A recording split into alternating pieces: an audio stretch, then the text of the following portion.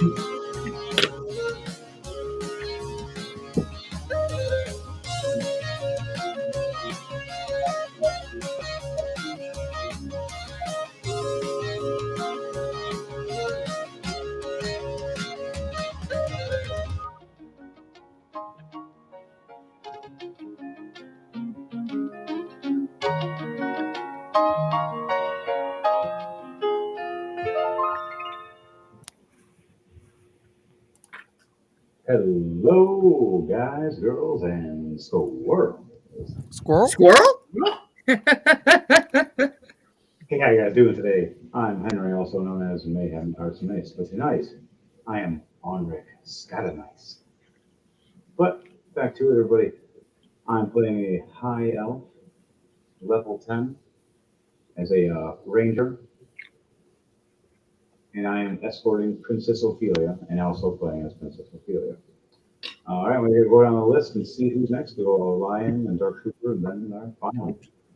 Uh, Greetings and salutations, everybody. It's yours truly, Olion72. I'm coming back this time to play as, we haven't seen him in a long time. I don't know what he's been up to lately, but we're going to bring him back into reality. So I'm going to play as my monk, Dragonborn Valor. And also alongside with him, my warlock character that we recently tested out, and it's Merrick. So we're bringing him out too.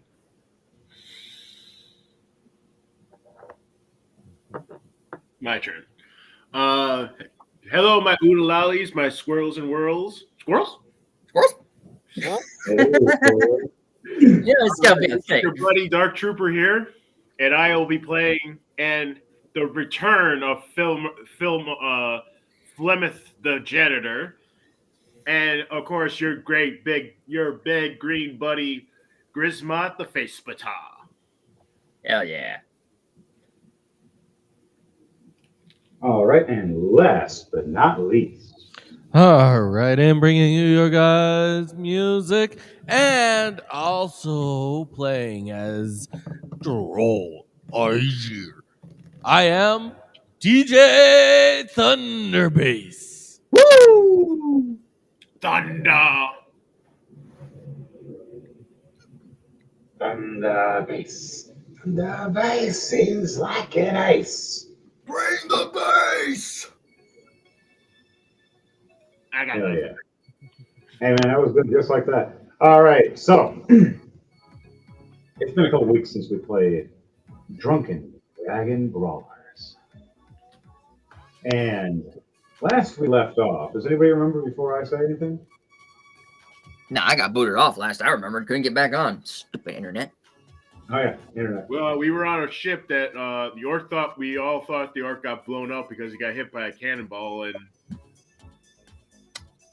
He got teleported to fight with us, with the Blood Saints, to face off against the undead creature that was just destroying everything.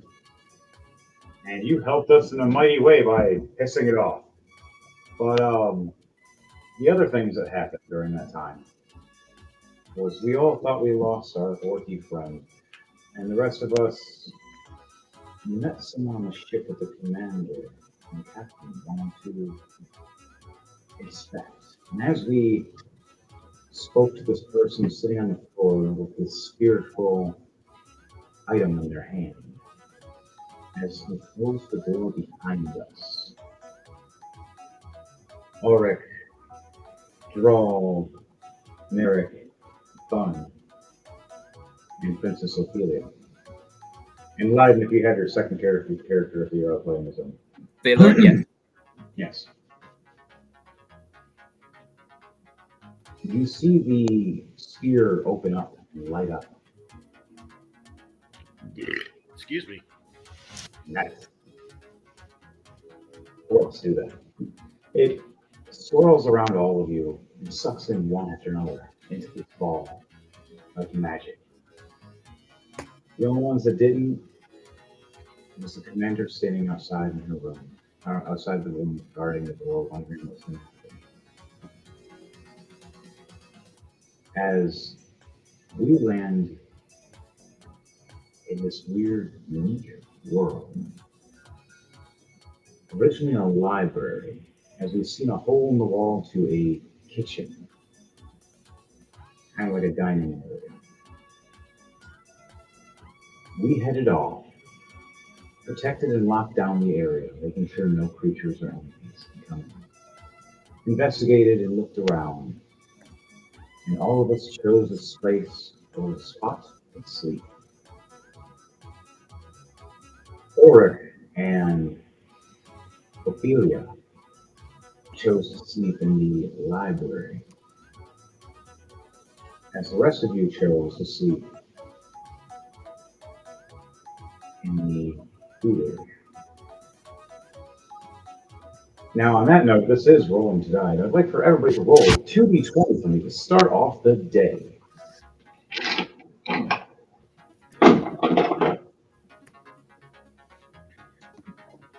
Let me know what your 2d20 rolls are, please, and thank you. One at a time.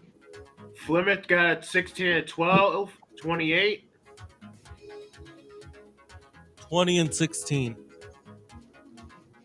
Third deck, what the hell?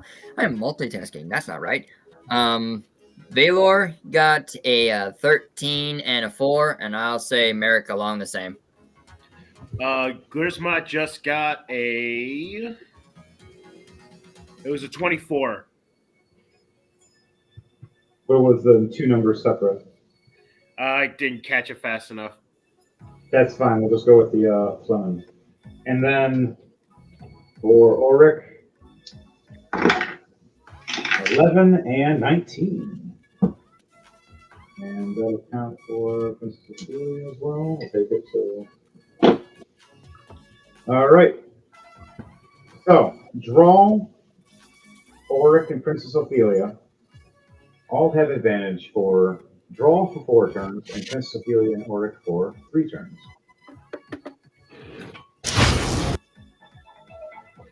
Everybody else has just a decent rest and a good time. Nothing bad or horrible happens to you or the other guys. You just pass with your lows to your highs meeting up. So on that note, I would like for everybody to roll a turn of initiative so we can know who's going to be in order. All right. Start off with this. 6 plus 3, 19 for Grismont. 2 plus 3, 5. You said 5. Yes. You said 16 for you, Chris. No, it was 16. 16. And Jordan. And Going Durban on me.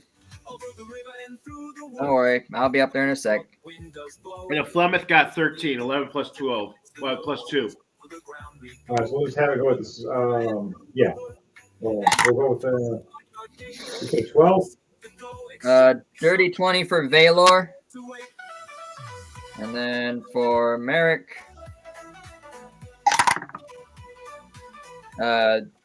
natural 20. His initiative is 0, but he got a nat 20. So 20 and 20. Wow. Basically, yeah.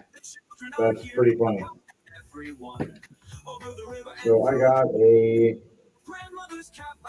13 plus 4, a 17,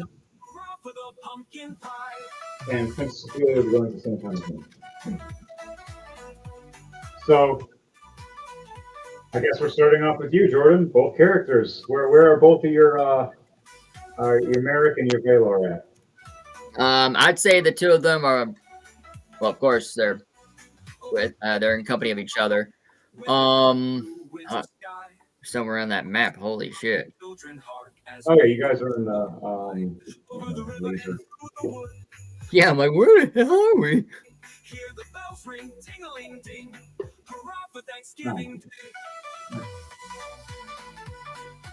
Ah. Oh, I think it's already good. My laser. All right, works. Never mind, I got it to work. There we go. Over here. You see the laser?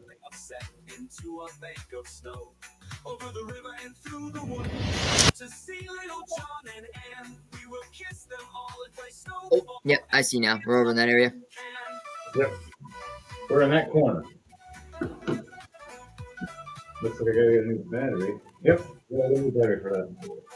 They just sold me a little battery. Merrick. You got both of them, they're both waking up, so you have them both play at the same time. So what are both these guys doing? Yeah, basically. Trying to figure out a spell I can use for light, unless I can. I don't think Merrick can see in the dark, and I'm not sure if Valor can too. If anything, I like for both of them to make perception checks of their location after being stabbed. Shit. Your percentage. I think yours is better. Oh, that's persuasion. Perception. That's both plus 2. Okay, Valor 12 plus 2. That's 14. And then with Merrick 5 plus 2, so 7.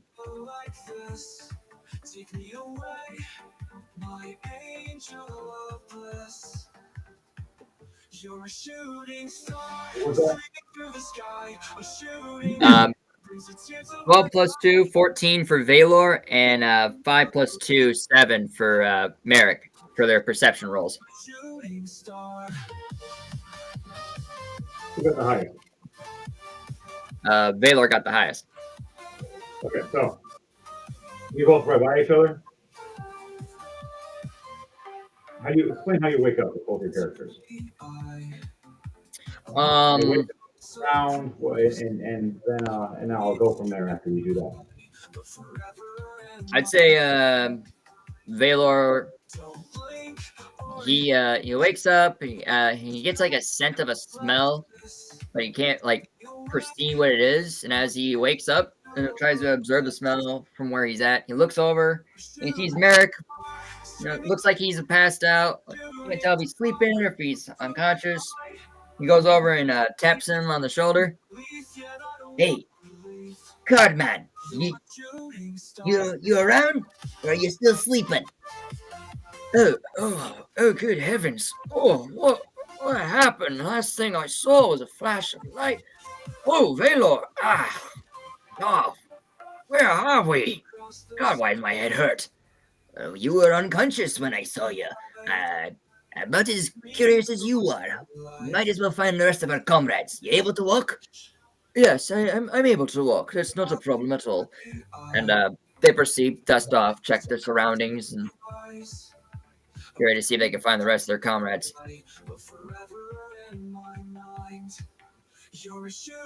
All right, so with your perception as you look around, Yep. you see Lemon laying on sleeping. You look over and you see Drawl hanging upside down from a pipe like a bat. Wrapped up in his wings, sleeping. What in the world? You see what I see? Yes, And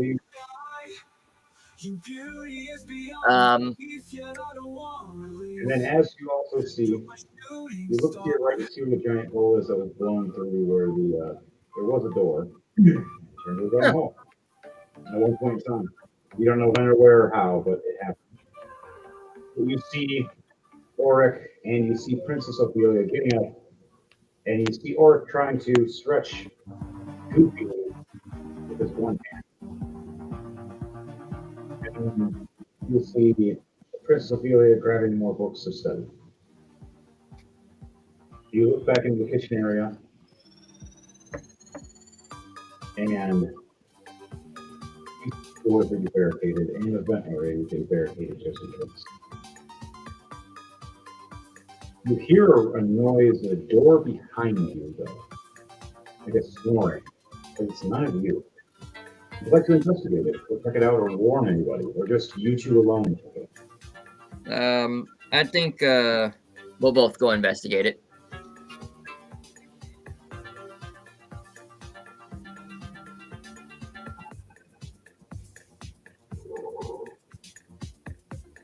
Now, the door. You guys get up.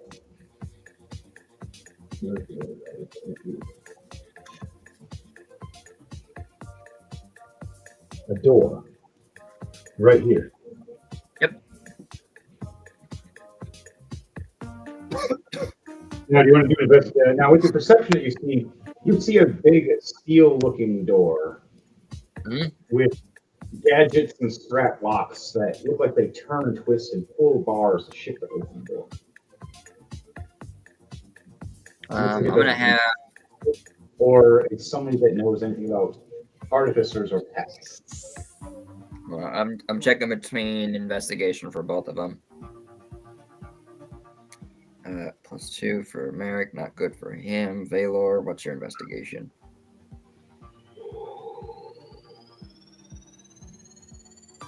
Zero. He is no good at that shit. I'll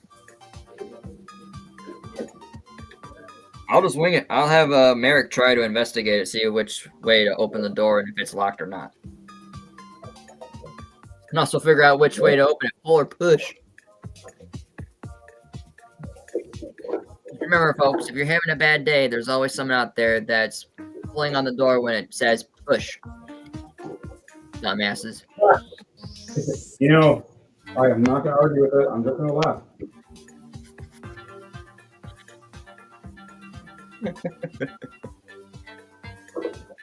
Perfect. I found what I needed.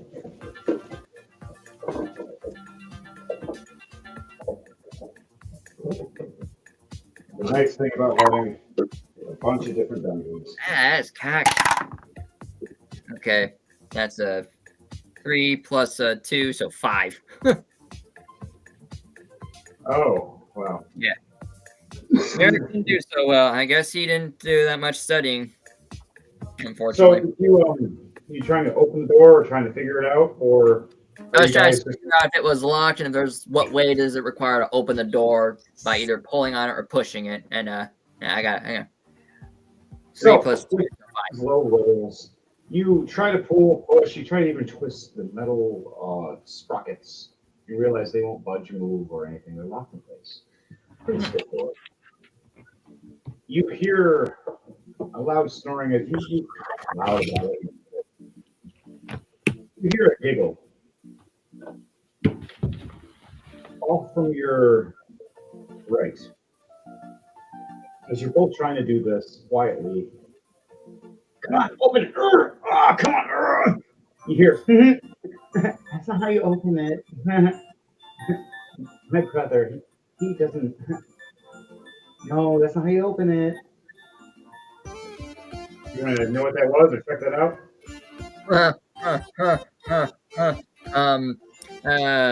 Yeah, I believe Merrick is gonna definitely go check it out while Valor's just gonna be standing there dumbfounded about the door.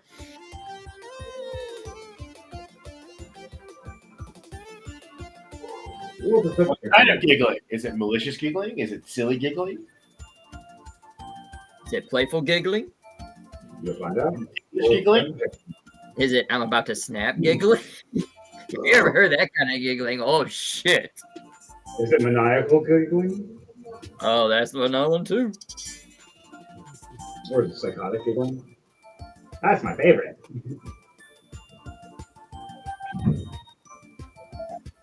Oh, that's my favorite. You'll see.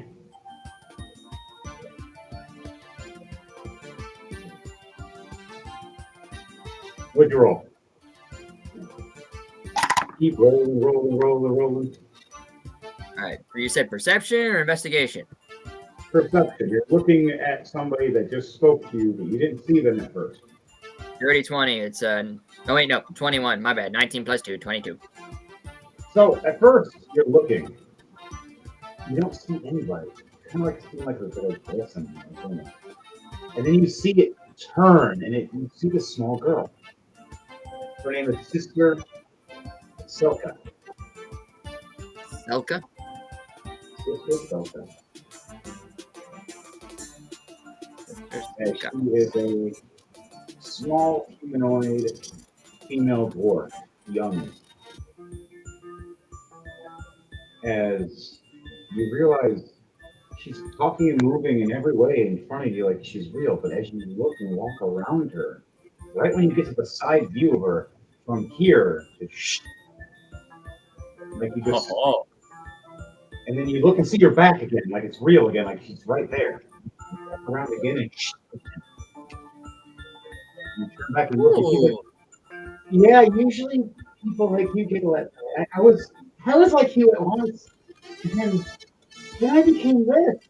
I just woke up one day, and after a while being here, I don't know. My uncle and my brother trying to figure it out. I haven't seen my uncle in a while. My brother, he's in that room. I can wait for him if you like.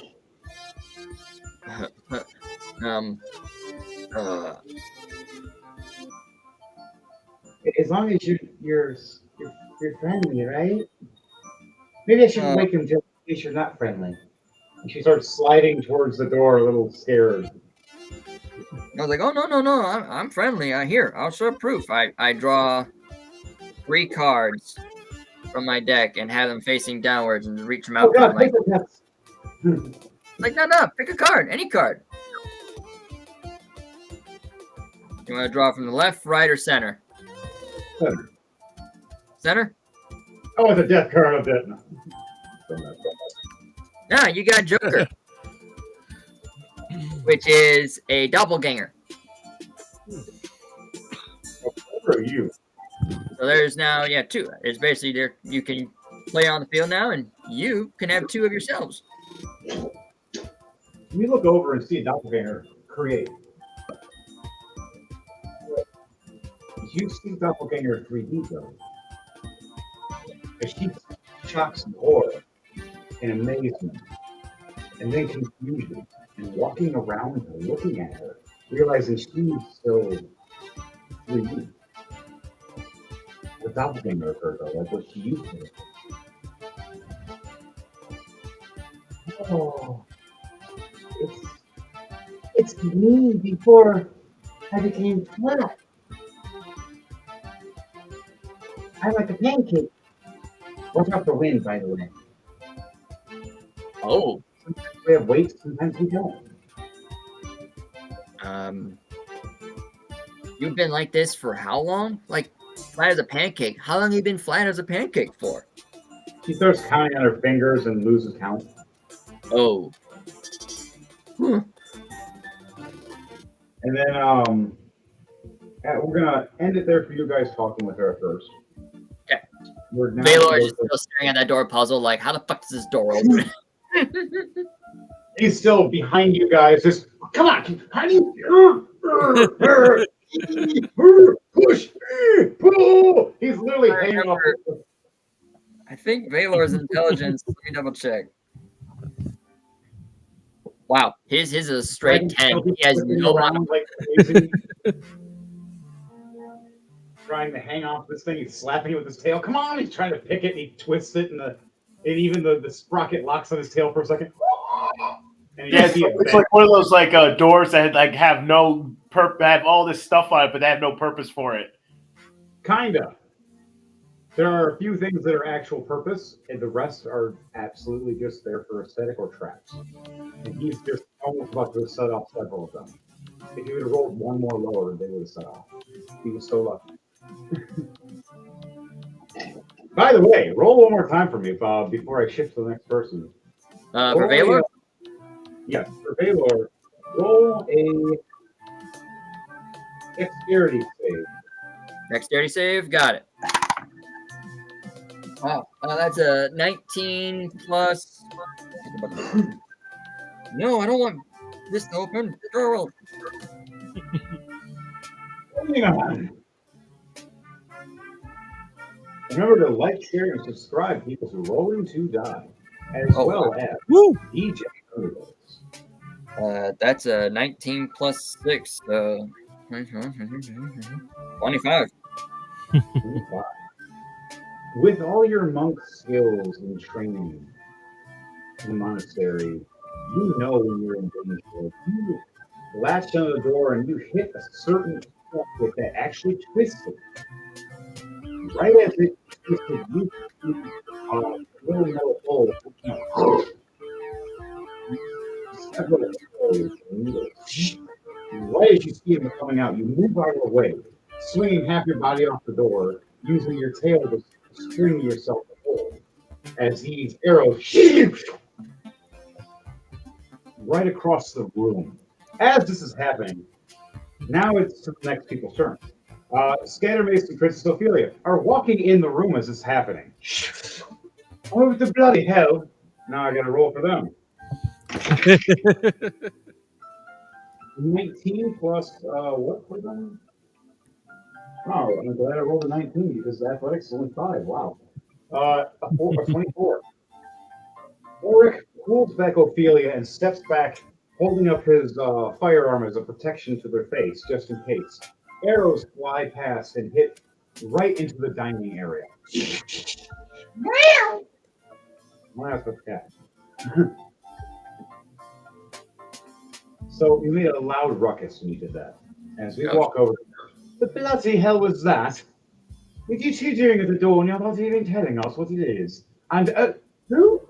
Did you make a doppelganger of somebody? And what is this turny lady doing? My perception was 17, by the way. Yep. Looks over and sees her 2D and then 3D, all confused. Are you real? That's all. As Princess Ophelia, hey, you're like me, but smaller. Not 2D. Yeah. And yes, 2D. What is 2D? Like paper? Yeah. I show her my card that I have in my hand. It's like this. She's literally like a sheet of paper, like a card. Kind of like what I do when I bring monsters to the field. Except I don't think she's a monster. As her doppelganger shows. And even the doppelganger spins around and bows to the dress, curtsies. All right, so I'm going to have her. So Prince Sophia is going to be talking to Merrick and the girl, sister, Spelka. Yep. And then I'm going to have Ulrich go and talk to your Valor. And be like, you need help, my friend. We need to figure this out. Should we ask the one little girl that can go visible when she turns? Aye. What does Taylor say to that? Aye, my friend. First off, do you know who has the key to this door, let alone how to open this door? I thought I had it for a split second. We'll work together in a minute, and I'll let you know. All right, we'll end it there for them. Dark Trooper for Fleming, Grisma. So, this is how your Fleming's going to be waking up, my friend. You're sleeping. What position are you sleeping in as Fleming on the table? I'm on the table. If you're laying on a table, you found the biggest, comfiest table to lay on, and you just happen to lay on it next to the food, happy. I'm laying with my face on the with my head on the side, with my arm above it and one arm below, and my arm and leg just kind of higgledy. So Right as you start coming to, waking up, hearing a noise of smashing, a weird cat noise, and people arguing, you blink and open your eyes, and you see just the regular luminescence at first, and then you see a green tint. You're like, oh, what kind of alcohol was that? As you look up and you see this green portal open up right above you. And a big green skinned friend of yours, Grismont, flying right up. I told you I'd big boot your ass, you son of a hooker. I'll kick your ass next time in a fight. As Mayhem screaming at him, giving him a middle finger, going, but seriously, next time, we need to fight again. As Luna's waving, please keep the princess safe. I'm trying to help the future, not the past. And she waves and shakes her head. I need you to roll a dexterity save for me as a orky friend is landing on you. What do you got? Let me know what you got, Dark Trooper, for a dexterity save.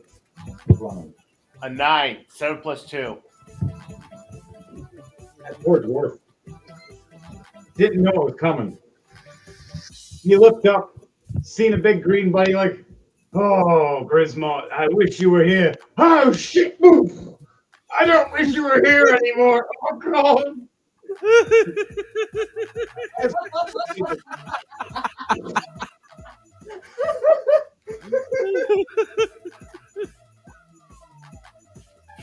What does your orc friend say, Grismont, as you smash and land into your buddy? As Mayhem did a big Spartan boot to you to kick you through. My orc tries to grab something to chuck at him. You grab the turkey leg that is half bitten from Clement and chuck it right at Mayhem. Now throw a do an acrobatics or athletics to see if it makes it. It has to succeed. In Mayhem in the face, it has to exceed a 20. 13 plus 9. 22. Son of a hooker. That Mayhem looks over thinking he's gonna be like, ooh, free lunch, and it just smacks him in the eyes instead. Oh! As Lunal, you hear her go, ha! Thanks. I got turkey leg. Bye! Mayhem. I don't with you, you crumping bastard! You sogging werewolf! And as Grismont shakes his fist in impotence rage. Oh boy. Kick your fist harder, boy! So, you do this, and across the room you hear Oric. Bloody idiot, please, not be so loud. And how the hell did he get here? Oh, is that Lunal? Wait, Lunal, you can save us! Fuck! You could have saved us, you left you damn orc. Why? Because they like me. Draw, you start waking up hearing all of this as you're hanging above everybody. Explain to me how you act, react, or say or do as you're just waking up going like, what? Okay, so one thing I should mention is that there is a mead bottle hanging off of my left horn. And my 6x6 skull rum is grasped in my claw. You're just out. As I'm Tail hanging like a possum by my tail. No, just hanging by the pipe with your tail. Luckily, I his tail is wake up and I'm like, oh, what is all of that nonsense? Oh, my head's spinning. And I am going to do a Constitution save. Or should I do a check? Do a Constitution save. You have been hanging upside down drinking all night, and you just realized everything's spinning still. Even with your nat 20, you still drank all that. Oh, that 7 plus 2, 9. Oh no. Big dragon boys coming falling down to the ground. You see your tail hanging there at first, just dangling with a little tip, and you're like, hey, the hell? And you slap it. Right? You slap it. You slap it just right for it to unwind under you. And your wings are still wrapped around your body, except for that one hand that wanted to slap the damn tail. And you just come crashing down right above a big green orc. All right, I want you to do Chris. I want you to do an acrobatics or athletics check for me. As this, you're going to either see if he's landing on you or you're catching him.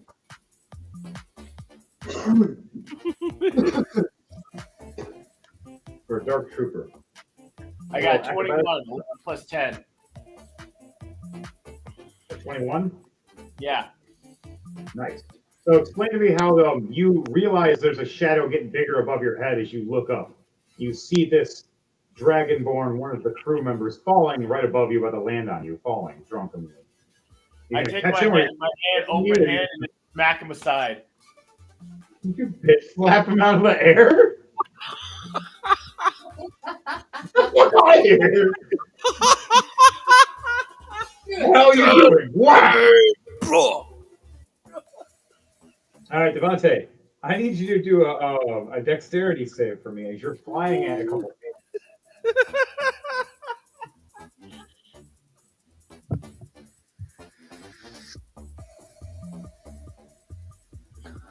17 plus 8. You open your wings just in time. Whoa! You flip doing a barrel roll. Do a barrel roll! Whoa! And you flip right over the tables and land on your feet. And you puke a little bit, though. You're like, ah! Oh! Oh! Oh! Oh! Sorry. I'm awake. Okay. Literally slapped you awake. I slapped you sober. What was that for? I said catch me.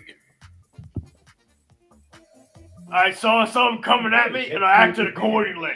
Stupid git.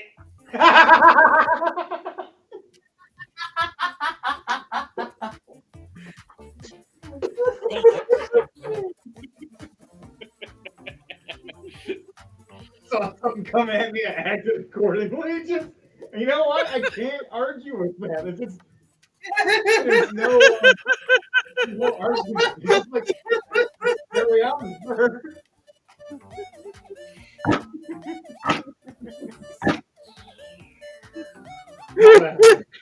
Oh, look at that draw. You hear that?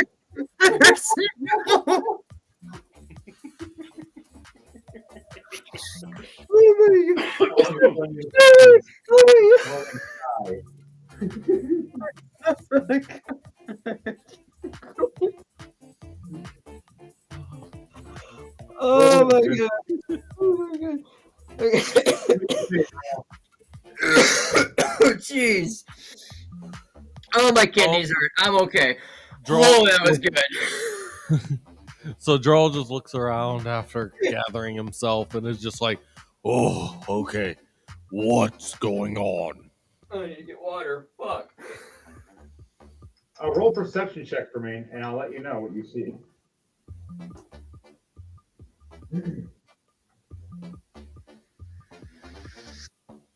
13 plus 6, 19. 19. All right, with a 19. You look around and you see Grismont, you see Fleming standing there getting up. You look further down 10, 15 feet down the room. You see where there's a big steel door with a bunch of weird, strange things and thingamajigs and everything else that can be around it. And you see Valor and you see Scattermace looking and inspecting it, or Valor is patiently kicking it and doing some kung fu with for reasons. You look back over, you see Merrick, and you see Princess Ophelia. You see him talking to this 2D looking woman. Every time she turns, she goes invisible pretty much and then comes back. Named Sister Silka. You don't know her name yet, though. She hasn't been introduced to you.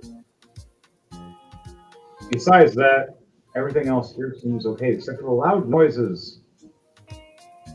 Might have drawn attention. You guys just don't know yet.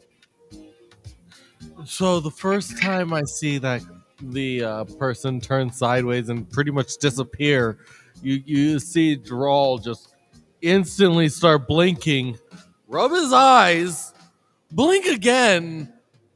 Am I still drunk, or did that person just disappear? Oh, hey, you're finally awake. Oh, yeah, the noise wasn't any help. We just encountered this to the lady Seleke, was it? Selke? Yeah, Selka. Selka. Selka. Sister Selka. Yep, Sister Selka. She she's is the been little like this sister for- of the dwarf that's in this other room that we're trying to figure out. Yep. She said she's been here for a very long time, apparently. Like, I'm estimating she's been here for 8 years. Years. I have no idea how long it's been now. As after a while, she just became 2D. It seems like, as you've heard, roll a intelligence or wisdom check for me, Jordan, to see what you gather from her stories, to figure out the gist of why she became 2D and everybody else became 2D. Merrick.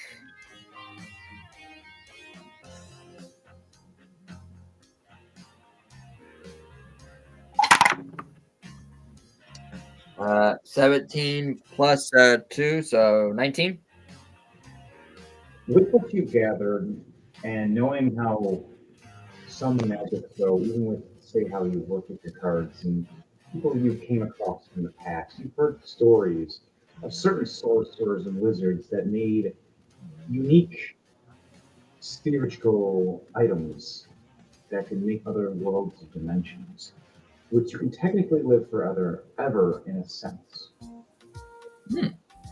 But because of time, you live as long as you are in that realm.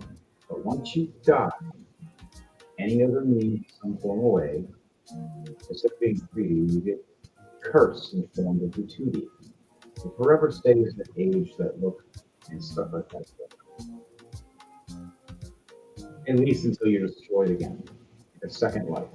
You can get out of the world with these, and you've seen these 2D people exist in the past, but they were rare and they usually didn't live long in the 3D world. But in this world, they prime and they thrive very thoroughly. In most wizard and sorcerer unique sanctums, such as this, created by someone with unique magical means to keep people here as their prisoners and friends or family or treasure troves, depending on who and or whom has control or placed magical spells on us that didn't, was alive or still is alive.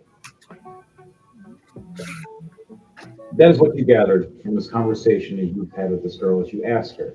And you asked her what her final moments were before she woke up. And she stated, lying in her bed, everything got quiet and she was cold and there was no food anymore. Everything ran out of before it got refurbished, which she didn't realize it got refurbished at certain times. And woke up, instead of being bleeding, she was bleeding as she died in her sleep. Most combat fighting, doing stupid things, falling into traps. But some had the sad ways of being dead. So, for some, that was actually worse. It's their final moments they remember as they left. Usually, when people die quickly, they don't remember that. So that's the story you get from Gather from her. What do you say or do as you hear this from Sister Silva? Right now I'm going through my actual poker deck cards for like spades, clubs. I got 7s, 6s, and 5s left, and I'm thinking about trying to contact my deity to like, hey, can I put this person in one of these cards to make it as a monster, but be able to still be around and not be destroyed because she's on her last leg by the looks of this. In my head, I'm communing with my warlock patron while this is still all going on. Do you do this right off rip without giving her a chance to first over her brother? Just turn her into a card? No, this is just an option. This is an option. I'm like, I wondered. You can discuss it with her and talk with her if you actually figure out it's not meant to. You're just right now trying to see if you can. Yeah. Yeah. Roll. You have to have roll. And we'll have to have time for that. So that'll be it. Maybe before the end of this episode, you can do it. Depending on you guys. So, the last was on there was draw. Before we ended your turns, or anything you want to say or do before it goes back to those NPCs?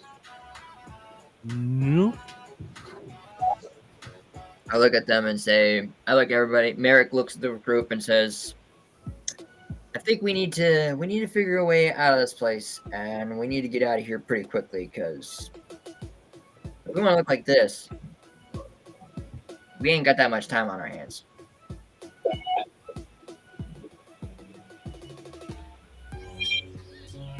So, you guys say that as now the NPCs have their turn. Sister Sultan. So, are all of you going to be here to help me or help us, or how did you guys get here? I need to go ahead and help my brother, though. We woke up here. They hold hands, and she's like, it's like I'm holding her hand, but I'm not. And she says that. It feels weird. So what did you say as she asked that question? What did all of you respond with as she asks, what are you guys doing here? How did you get here?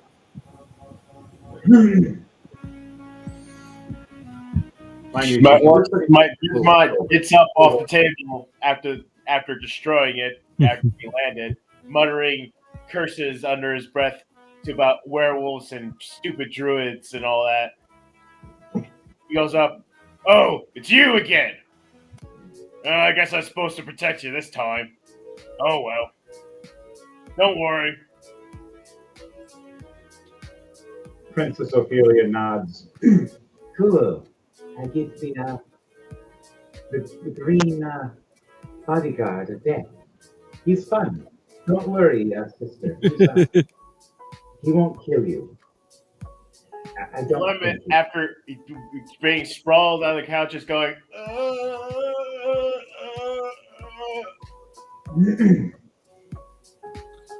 So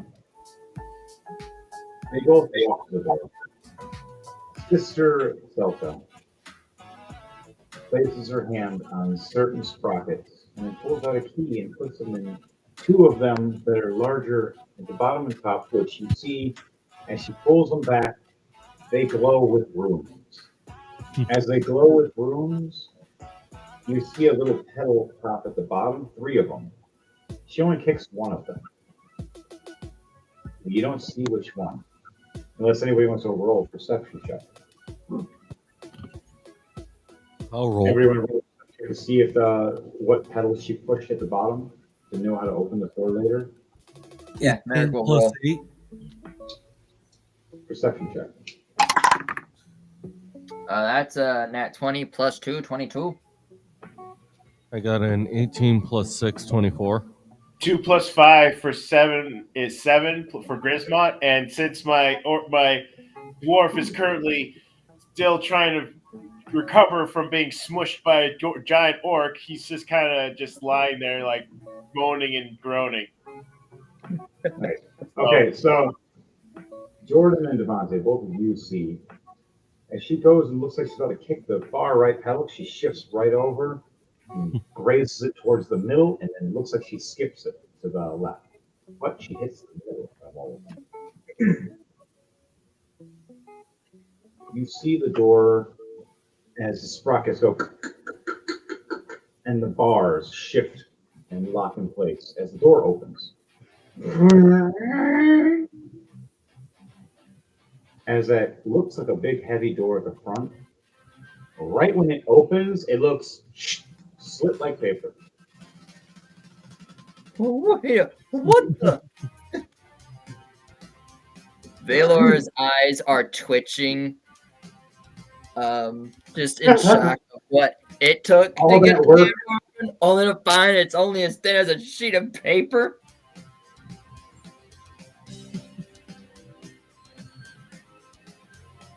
What's his expression?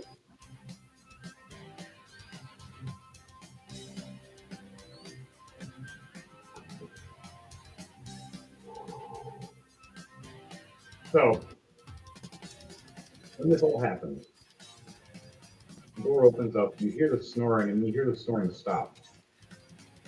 Brother, we have visitors. New people. Maybe to save us from the Purple Queen of Death. Brother. Oh, no. What was that? Who? What? Oh.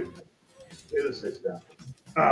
Oh, sorry, I was reading the book and fixing things. I must have dozed off.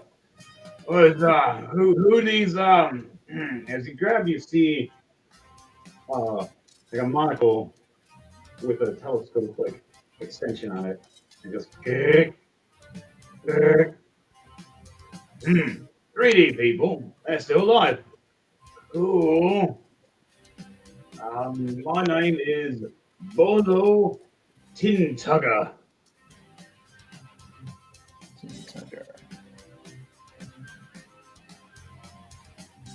I'm kind of a interesting guy, you could say, as he is a dwarven artificer. Big red beard, kind of like a mohawk, but it's kind of squished in half because of his goggles put on with a little band in the middle, where it has the zoom in. And then he has these wings. These like bronze-looking wings that are off his back, like they look like he can fly. And you look over and see in his hip, he has some kind of like shotgun firearm looking thing. And an axe on the other side that looks like it's made of like steampunk style. Everything about him is like steampunk in some kind of way as a artificer dwarf. You also see a bunch of bottles on the ground that are all 2D. Oh. He is drunk and shit-faced still.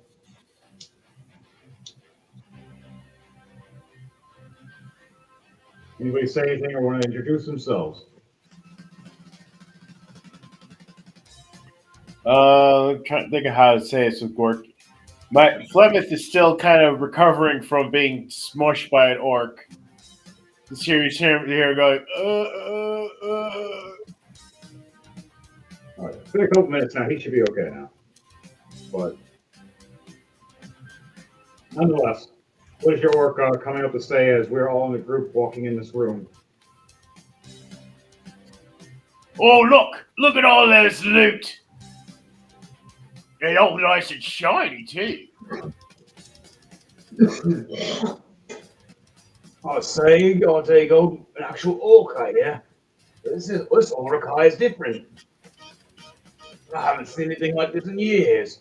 As you see the telescope on his eyepiece extend and zoom in and zoom out. You're a different kind of orc. I've never seen an orc like you. Usually they're either grey, sometimes they're green, but they're not this green. Or the pigheads.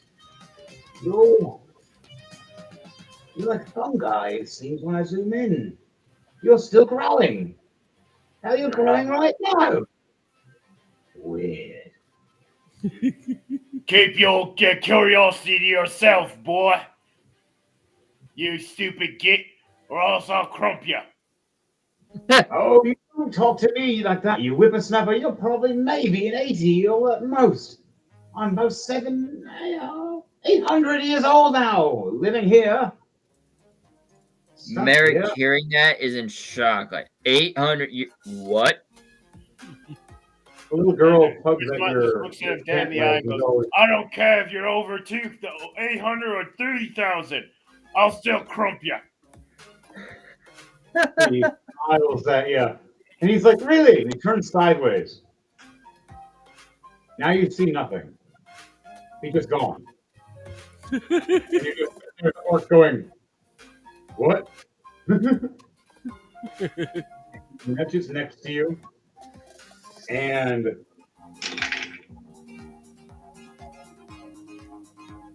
he ties a rope under your feet with a 17 plus 9 for his stealth. And he wraps it around, and then you see him flip back around. I don't care how powerful, tough are you? I got tricks and ways. You want to see one? As he pulls the rope and it tugs right at your feet, and you go, whoop! Now I want you to do a dexterity save for me to see if you hit the ground hard or not. 18 plus 3, 21. Nice. With all the mass and muscle this guy has, when you hit the ground, it doesn't even affect you. Just boom. You're like, okay, I'm down now. What? As you open your legs, you just snap the rope right off and you stand right back up. And he's just like, you didn't even try. What the hell? Okay, that's fine. So they introduce themselves and they explain that a purple queen sent them here with promise but lies, and took each one of them for experiments to leave here for souls.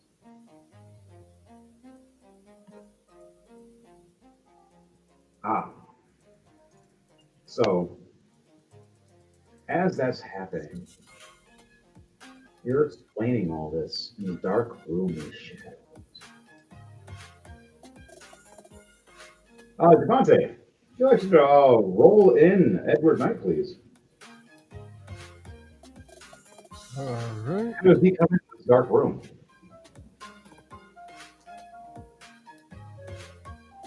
$16. Is this his initiative? Oh, this is just to see if he comes in.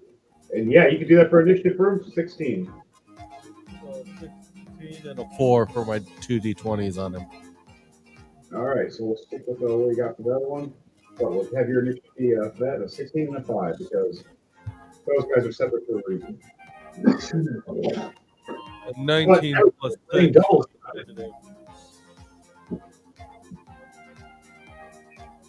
So, Edward Knight, is you are popping into the shadows where in this room and how, as you're hearing the story of a red queen.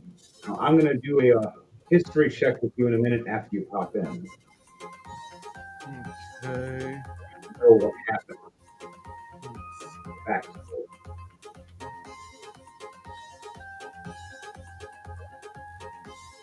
Okay, with a 15 perception, do I see any large shadows? Yes, the back room near his bed, dark and gritty, where the fire doesn't hit from his small little stove area. That is where I will pop up at then. So, what do you say or do when you pop up and you hear the Purple Queen of Death? And I pop up, all of a sudden you just see two small little yellow dots pop into this whole shadowy area that you guys Into the can ether. see. There's darkness. Yep. Two little eyes.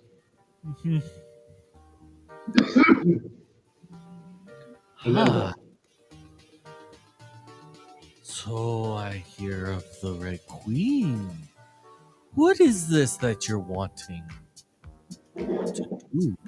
Oh, bloody hell, what the f are you? Oh. I'm It's the someone who could purple turn one. this world. Uh, I'm someone who could turn this world to ash if I just snap my finger. But to you, I'm Edward. Edward. Are you Edward Knight? Yes, I am. You fought alongside fighting the Red Queen, killing her, knighting the Purple Queen. You know exactly who she is. You did a raw history checking in out of Bunker's advantage, knowing exactly who the Purple Queen death is. A 12 plus 2, 14. That's okay. That's okay. It's okay. It's okay. It's okay. It seems good in a level 9 area. Okay. You know of the history because you were there in the battlefield working alongside Crom Toonclaw, the Queen of the Fae. Finding out she was actually the Queen of Death. Working alongside her.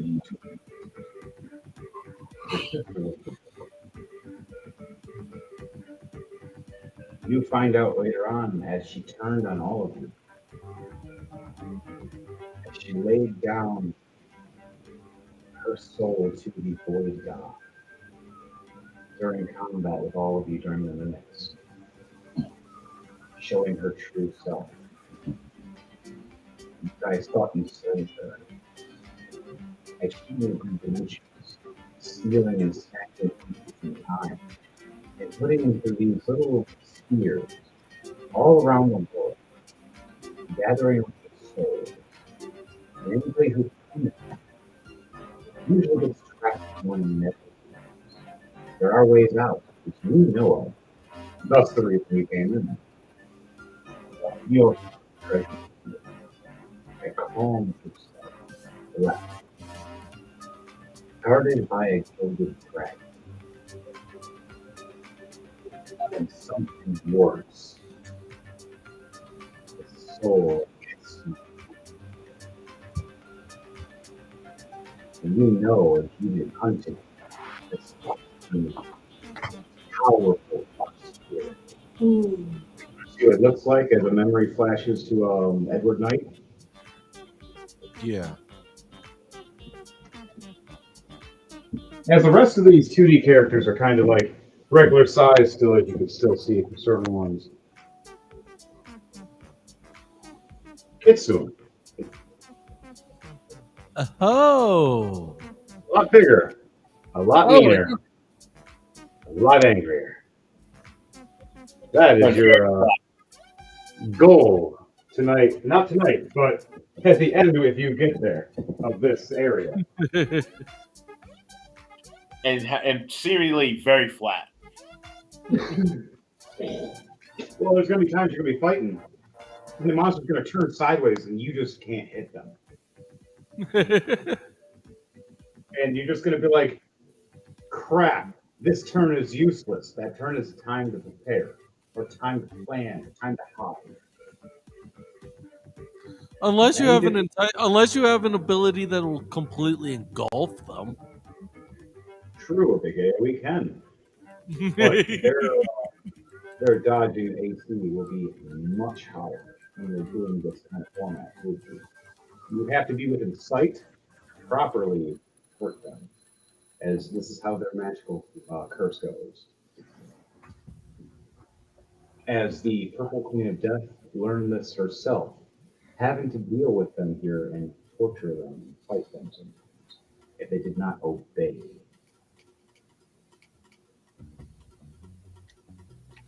Guys like that little twist that Crom turned into the villain. Yeah, dude. Holy shit. I know there's something not right about that. Yeah, she has been the villain actually since the very beginning, Gus. Holy She gained shit! a you guys. Can't split. Holy shit! Oh! She was I'm cold. for everybody, and then you guys came around. She decided to be good for a while. Also, Picture everybody else took her throne. So she kept getting pissed off that people kept taking her throne. Oh my god, I'm pulling the Joey meme right now from Friends when he finds out, Chandler and Yeah. like, oh Well, my she's been the god. villain the whole time.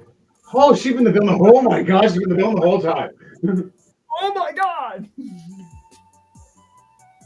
As you look over and see a picture on the wall of Chrome holding the head of somebody that looks like it's been burnt out, and you don't know. As the story goes on, as the dwarven guy talks to you as well, Bolo, and to you, Edward Knight, as you remember, during the fight against the man of God in the name of Castle, is when everything went to hell. And you guys found out what it was to truly be a doom crawler. Now the question is, will the doom crawlers survive this or not? Those episodes will probably be sometime either the end of this year or beginning of next year. It's going to be a lot of work to let you guys know because that's going to be a really big castle. And it's a very big finish for our first campaign for everybody. But the Drunken Dragon Brawlers remake that's now here. Originally it was just Drunken Brawlers. Now it's Drunken Dragon Brawlers. Technically it's version 2.0.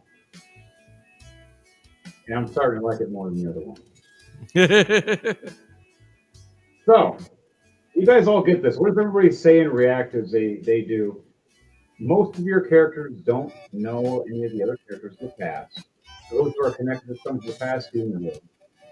Edward Knight, what do you say or do knowing this about Chrome Tomb Crawl? Are you on her side or are you against her? Is the question. Do you work with her or work against her? Well, I'd say at this point, he hasn't had the opportunity to fully talk with Crom himself. So he's still on her side. Yeah, oh, because you wanted to mention something about Edward Knight becoming a villain for a little while. Maybe side with her, depending on your choice on this whole story too.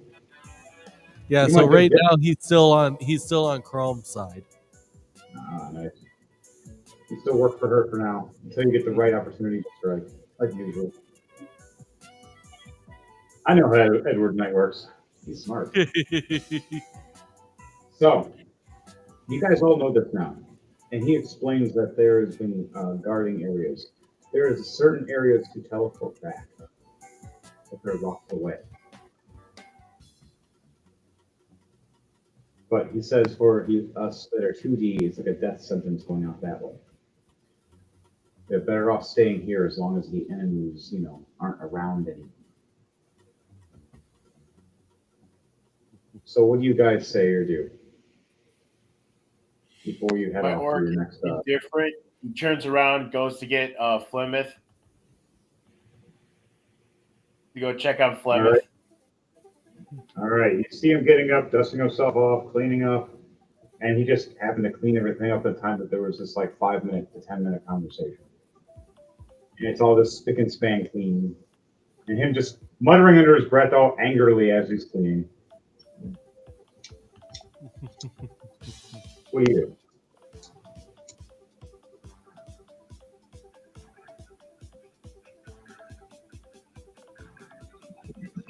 What do you do, Dark Trooper, with your Grisma as he's walking up to Fleming? Flemeth looks at him in a very dirty look, saying, "You know you landed on me, you stupid bastard." Grisma just chuckles at him like, "It wasn't my fault. It was that stupid Gitz, Hotsmice's werewolf Git, who kicked me in through a shiny portal thingy."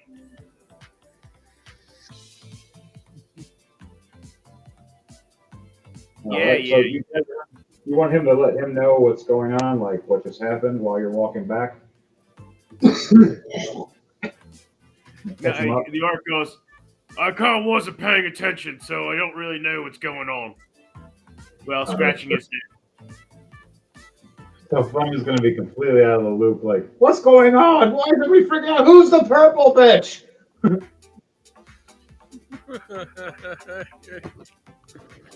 Pretty much, yeah.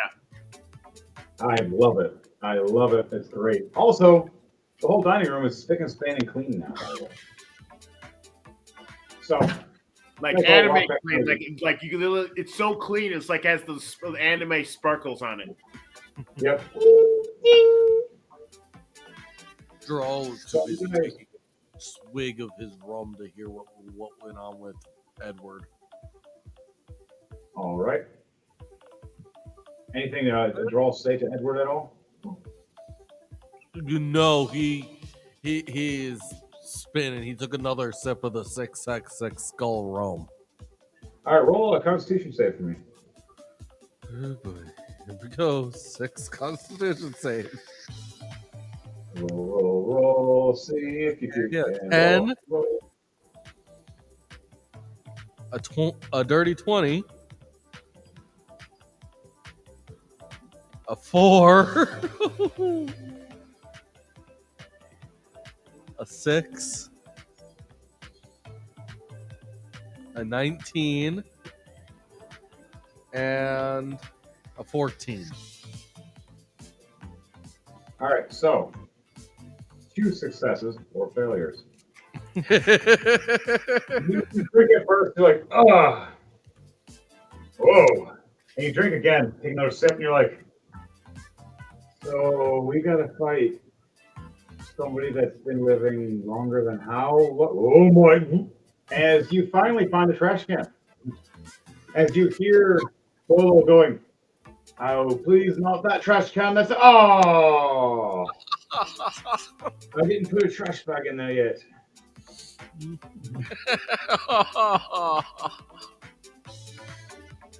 Oh, good luck cleaning All right, that. he's like, they all walk out of the room, leaving the door open because of the smell, hoping it airs out. Now, they mention there's a maze, different directions, different doors. Now, there's only one exit. Giant swelling vortex of magical books. There's a portal in between them. If you were to jump between them in time before you get hit by the vortex. Too many times where the vortex can kill you, or just swallow you up whole. And it's only if you make it in. As the artificer explains this to you.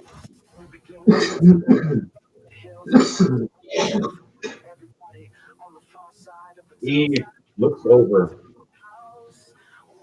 So, what do you guys need from us before we go on this adventure? You need any health potions? I got some that are still 3D. You think it'll work for you? These 2D ones really don't.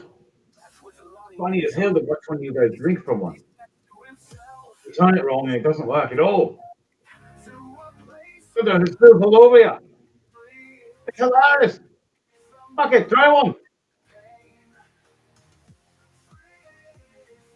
So he hands each one of you 2 general heal potions. Oh, Huh. So you can add that to your inventory for all 4 of you. Well, technically all 8 of us. What kind? The general, with the basic. Oh, the greater. Yeah.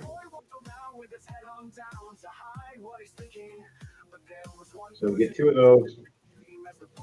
Is it just the white healing potion?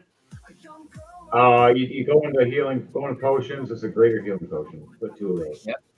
Get 2 of those. Okay. You add those to your inventory, so now you have those to heal your characters. Each character gets 2, and then you notice that it's empty now as he puts away the crate. Don't know how much I'll use it, considering I've got the Mega Spice healing one.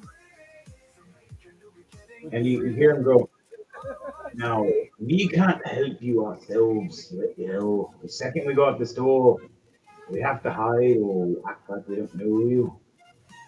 If they realize, oh no, get to sleep ever again. That's the one time we actually get to be happy and dream. That's the one nice thing of this world and realm of sleeping here is dreams are amazing." So the door, he walks up and opens the one door ahead. He explains there's another door, but it's in the library, and it's up to you guys if you want to go down the main hallway or the side hallway. What is your choice for you guys? Main hallway or side hallway? Right now you're at the side hallway entrance because of where the room is where he's at. I'm gonna go for both Valor and Merrick are gonna go for the main hallway. Can we do a perception check on both of them? What was that? Can we do a perception check on both of them? You can do a perception check when you're deciding on which way you go because you can't see one without going through the other. Okay. Drawl is just gonna keep nonchalantly wandering down the side hallway.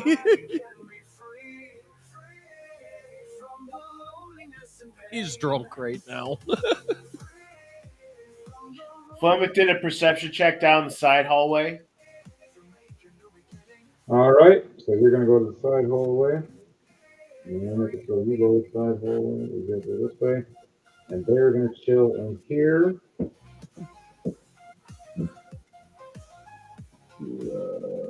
And then Gizmod is going to go down the main hallway.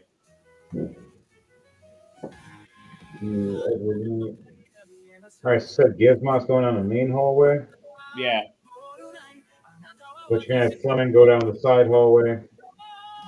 Because where's Edward Knight going? I figured Gizmod looks at the passage for the side hallway. He goes, "That ain't gonna fit me." He's gonna go down towards the side hallway, darker area.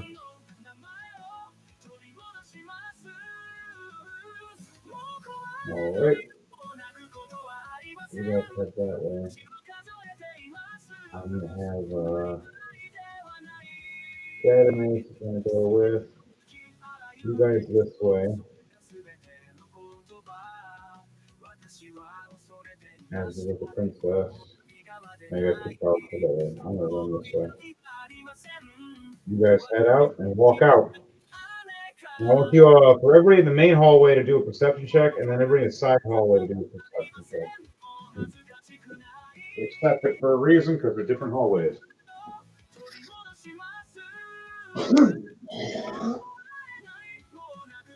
Alright. I'm gonna let you I had 2D.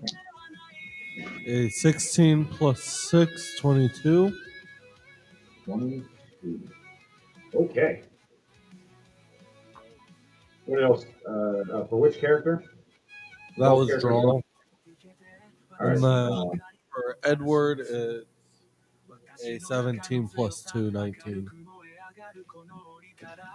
Okay. So you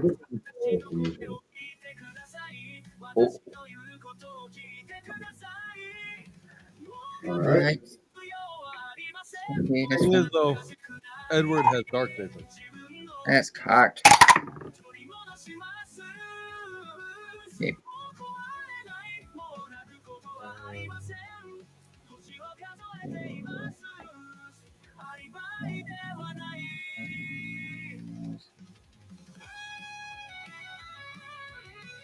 Oh, man. Okay, so Valor's perception is 9 minus 2 So that's 7.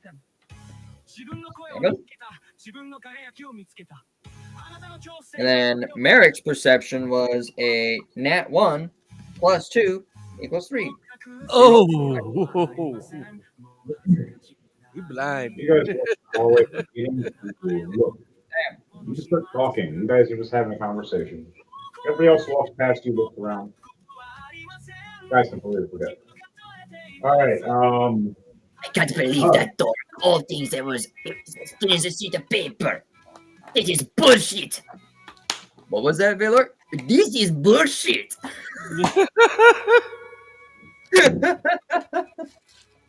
Ready to say that. Yeah. Grabs his club. You're not supposed to be here without the Papa Queen's dimension. Pass. He swings a club right at your head. For both the characters, the wide swing. A 9 plus 2 and 11. Does that hit? 11, you said? Yeah. Let me check for Valor. 11. Nope. For Valor, it does not hit. For Merrick, it actually does hit. His armor class is 10.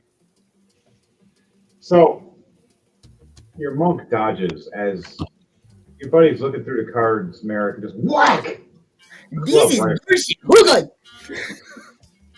That's the last thing you hear before you hit the floor. You are knocked prone. Alright, so Merrick's prone. Gotcha. For Merrick. Alright, conditions, gotta find out. All right, and he's gonna go and try to swing down at you now, as Merrick. Now he goes, oh, that's mean. He rolls a 19 to hit while you're on the ground. Oh, yeah, that hits.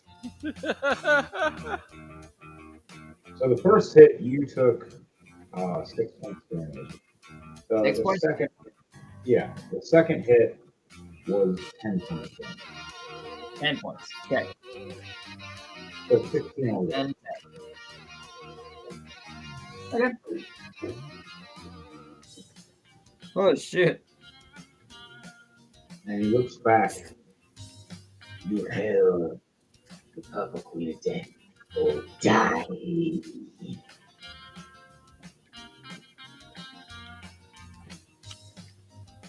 All right.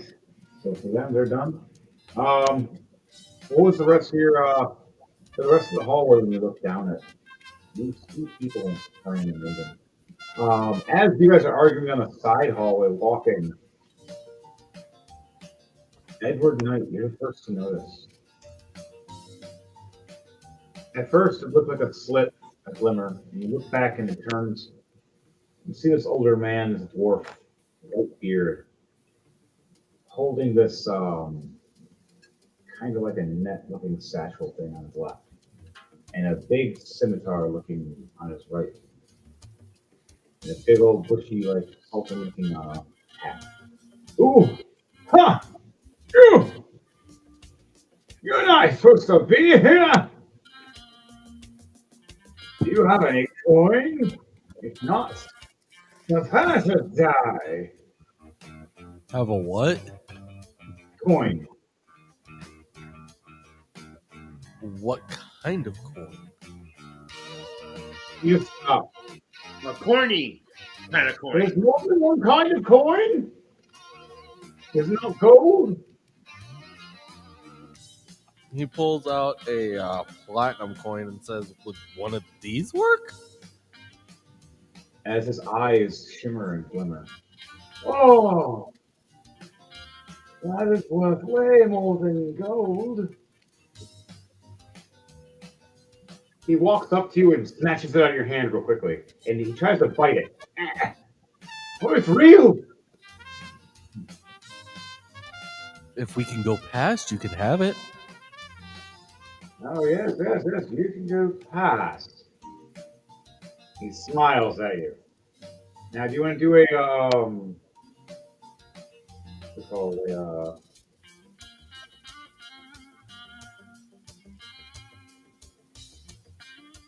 I forgot what it's called. Wow. Insight check. If not, you could just walk past. It's up to you. Okay, I will do an insight. All right, so roll an insight check for me. Okay. Let me know what that number is.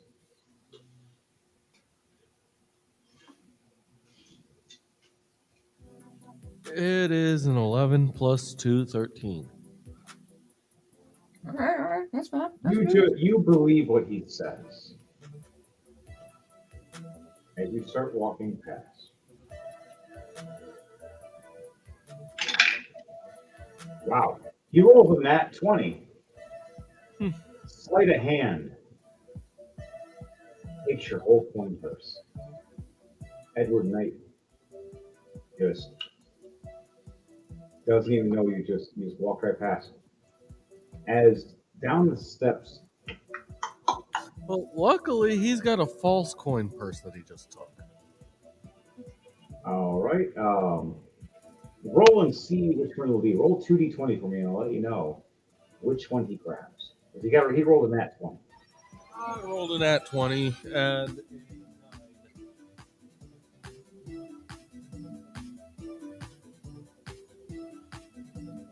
I rolled an at 20 and a 9. Okay.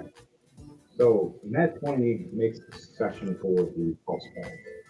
The 9 makes it so whatever was in the contents of that false bag is now gone. And instead of any kind of activation or trap for the false bag, it is alerted now. It is not fun. He owns it. For now. As that's happening, a woman sorceress runs down the hallway. We have intruders. We must fireball. Use a step. For every roll a wisdom save for me. No, sorry, Constitution save. Every roll a Constitution save for me. For a fireball, you mean dexterity save? Yes. Wow, I'm looking at the wrong spell. There we go. There you go. Yeah, two dexterity saves. 2 dexterity saves? Dexterity saves for everybody on the side hallway. Okay, so that's not. I'm good. One is 18 plus 2, 20. And another one is 7 plus 2, 9. Edward is a 16 plus 3, 19. And draw.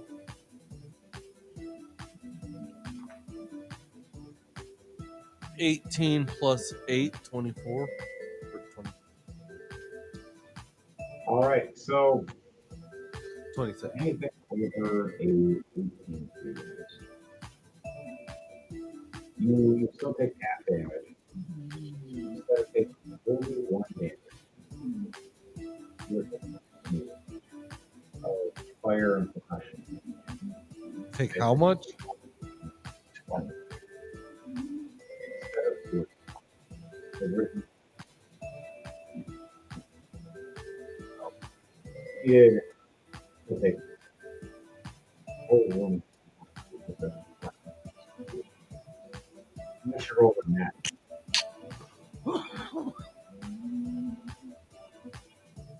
So, on that, the room engulfed.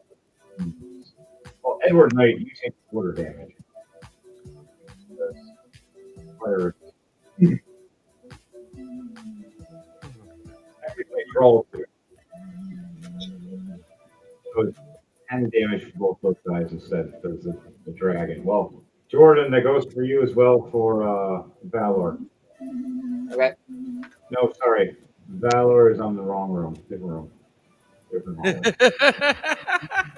All right, so the Merrick takes how many points of damage again? No, it's only for the people in the side hallway. Your guys went down the main hallway. Yeah, I thought both Merrick and Baylor took the main hallway. Yeah, so you're in the main hallway, so you're fine. So it's only for the people that were down the side hallway, which would be Drawl, Edward Knight, Lemon, and Scattermates. I gotta roll full crap. You just realized that? Nope. And it took damage. I still took one.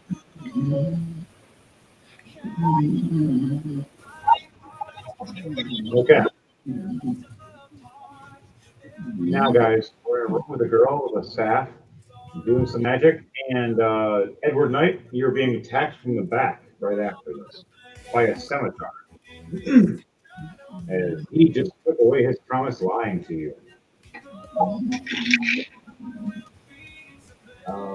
18 plus 7 is 25.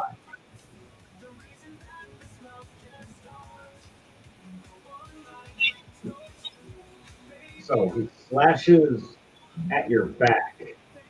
I want all of your coin, not this false purse. You take, Is it still the side passage? yes, the side room still. Where this is for Devontae's character, he's being attacked in the back with by Edward Knight's being attacked in the back. Taking 7 points of slashing damage across your back. He goes for the second slash attack. This is with a 17.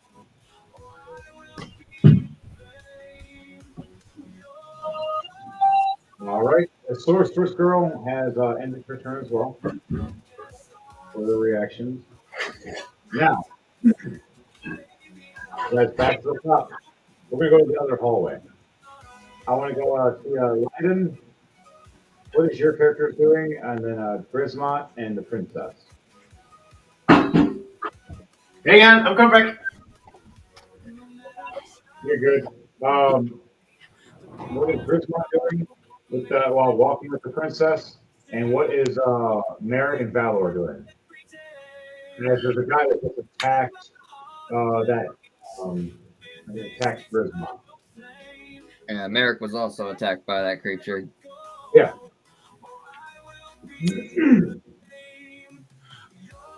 Which creature was that? The shapeshifter or? No, this is a regular guy, or creepy looking guy with a big club. And he ran up and he swung and he missed you. And he missed Valor, but he hit Merrick. Grismont walks over and just and then grabs the club and then crashes him back in the face with it. All right. If you want to catch the club, I need you to roll either an acrobatics or athletics check if you're able to be fast enough to do this. And then after that, you need to roll a strength check to see if you can pull it out of his hand. I got 15 plus 25 for the athletics check. Holy shit. Holy crap, yeah. And as for the strength check, a 7. All right, so you definitely beat him with acrobatics or athletics. His strength, wow, he rolled a nat 1 plus 1, a 2. Explain to me how you take this club from him. No, what I do is I with the lightning speed, I grab the club and then I just push it back into his face, breaking his. Stop hitting yourself. Stop hitting yourself. So I said stop hitting yourself. Pretty much, yeah. He takes 6 points of damage from that, breaking his nose. Then with my other hand, I grab the guy and go, "What?" and then smash him against the wall.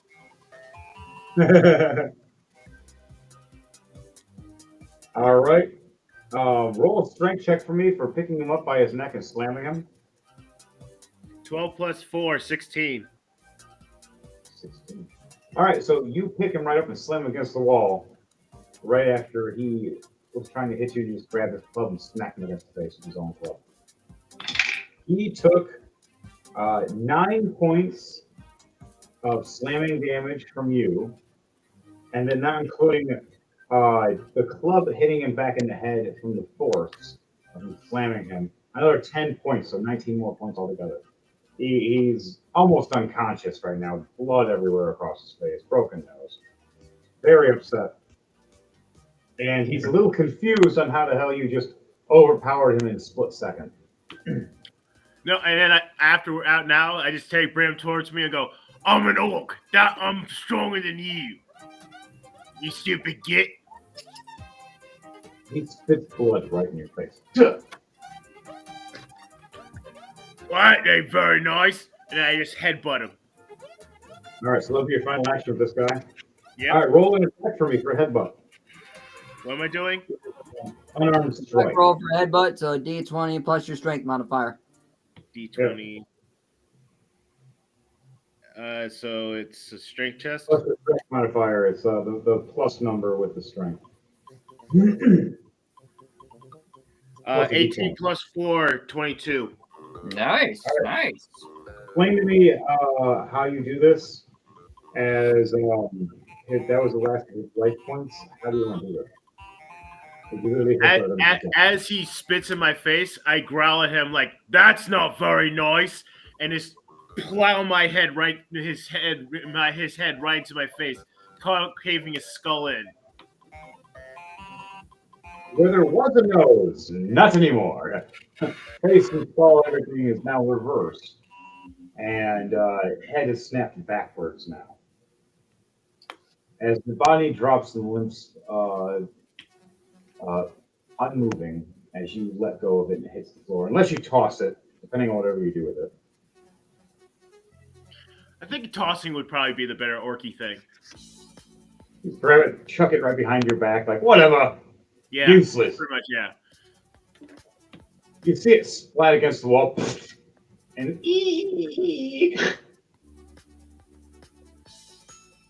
okay.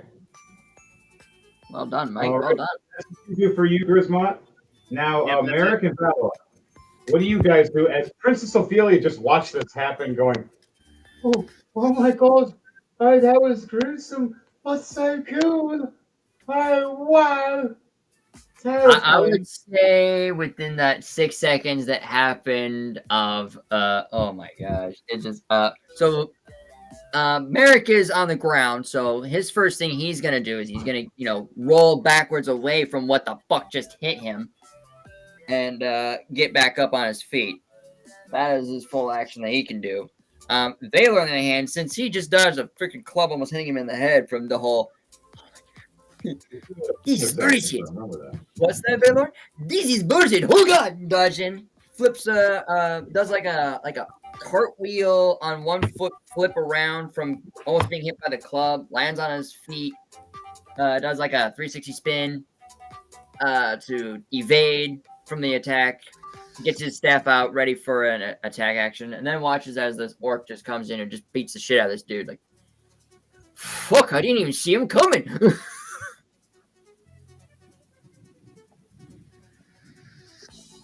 That's great. So, anything else you guys do? Hold an action? Get anything else ready? If anything, Merrick's getting his first 5 cards out of his deck from his disc, and that's all he can do. Okay. So this guy's done. You Got one, of course, that wasn't here. Oh, okay, good. guys talk. You were down here. You got back up. He was over here. Orcman smashed him over here. Princess was watching here. As that was happening, though,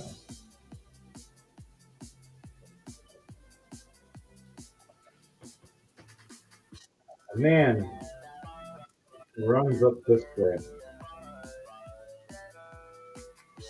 And at first, starts playing a humble tune.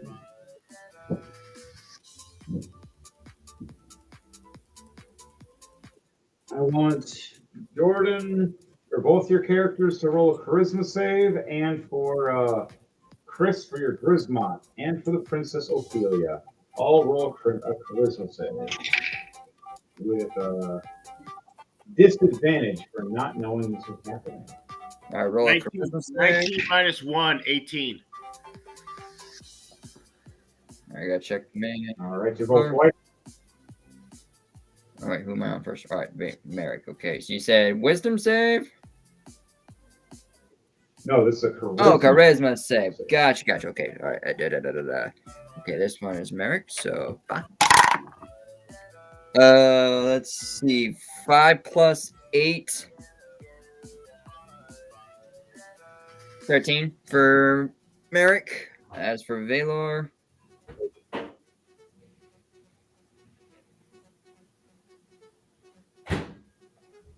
It's just a straight roll. He has 0 in charisma. Roll. 17. You get advantage. All right, so did you all roll at disadvantage? Well, I'll do Valor's again since that was only roll for him. So that was 17. Second roll. Oh, okay. Yeah, that's 5 for Valor. And for Merrick, okay. Chris, did you roll your second roll? What do I roll for a disadvantage? Is you roll the d20 twice and you take the lowest number. Yep. Not the highest number. It's the opposite of advantage. 8 plus 8, 16 for the second roll. So the first roll I had for Merrick is the lowest. I think that was 14.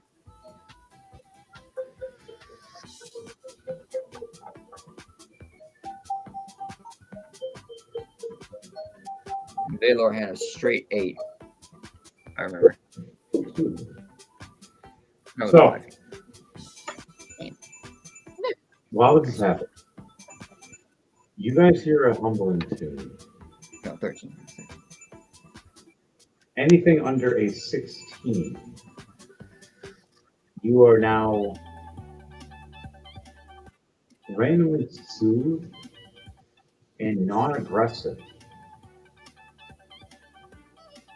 but dizzy for one turn.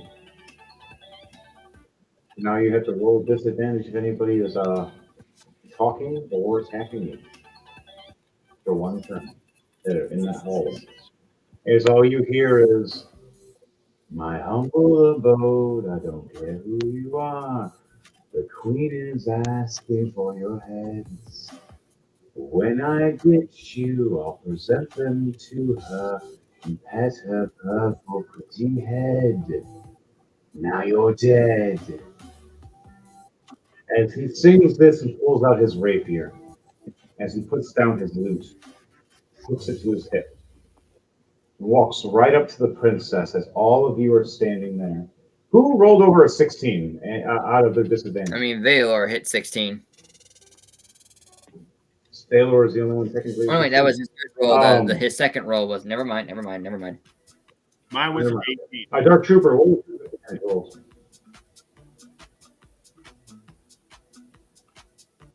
What was that? Mine Chris? was an 18. Okay. Your orc is the only one that gets the chance.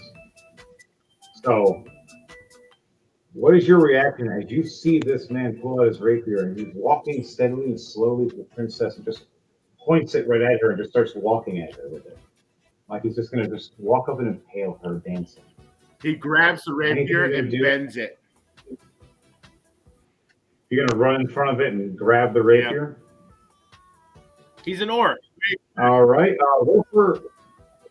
Roll for acrobatics or athletics to see if you're fast enough to run there with let's just do a straight roll. So just roll 1d20 plus either one of those and let me know what that is. My athletics check is an 18. 8 plus 10. Okay. You just barely make it. As right as you step in front of the princess, as the DC was an 18, she was going to get hurt. You just left out. You throw your green body in front as a blade pierces right through your right through your left side, just, and your blood starts trickling down. At first, it looked like there was nothing there, and you look back and see a sword in a certain angle, right through you, bleeding. You see him twisting it, making a circle. Oh, you're fast now, aren't you? You take 10 points of piercing damage. Oof. And then you said you're going to grab the blade and try to bend it? All right, roll a strength check for me to see if you can grab this blade and twist and bend it. It'll be a straight roll for this because you are impaled on your other side. I'm 14. A 14 just barely succeeds. As you grab it with your green hand and your hand starts bleeding, as you're thinking it's like paper and then it's not. You start twisting and try to bend and break it, it starts cutting you. But with your orc rage, you stick your thumb in the right spot and you push, snap it, and you yank and throw it out of his hand as the other part is still stuck in your shoulder. And you just look towering over him with your hand covered in blood. Finger cut almost in half, but still there strong, healing, but you're only taking 2 points of slashing damage from doing that. Anything you say or do to him as you run in front and rip his blade out of his hand after his hand, or after he stabbed you, trying to stab the princess? That wasn't very nice, you sneaky git, with your little pig sticker. No, better name, you little toothpick. As I grab my big chopper in my other hand. Now it's my turn. That doesn't look so dangerous at all. Huh, only fire really hurts me. He doesn't know that your axes catch on fire, by the way. So you want to give him that surprise? Then you just ignite them and pull the trigger. And you see the axe just... oh, shit. This is not going to be very good tonight, is it? Better grab the loot! I'm going to roll an acrobatics to see if he can grab... Nope, he rolled a 2. So he rolled a 2, trying to grab his loot. Play a quick song to see if he can distract you. He fumbles it to the ground right in front of your feet. What do you do with that, Dark Trooper, as this loot hits your feet? I take it, I keep it behind me to give it to the princess. Because he's an orc, he doesn't care about loot. He doesn't care about gold and jewels. Princess is like, I've always wanted to play the lute. Thank you. But how do I play a 2D lute? Huh. I'll just keep it for funsies. She grabs it and puts it in her bag of holding. So, your turn will end there with your facing off of them. It's not going to go any further for that. So we're going to go back to the other side now. Drawl. What are you doing first? Before Edward Knight, and then we're going to go to Fleming, and then Scattermates. So what's going on near me? You guys got fireballs in that room. You'd have a sorceress that walked down the steps on the left-hand side of you guys as you were running through that room. And that sultan guy that said he was going to let you pass just flashed at Edward Knight and tried to pickpocket him. So now you're first in the combat, and Edward Knight is right next after. Then you guys have to react against these creatures. So what are you going to do against these two people? A sorceress and a thieving rogue.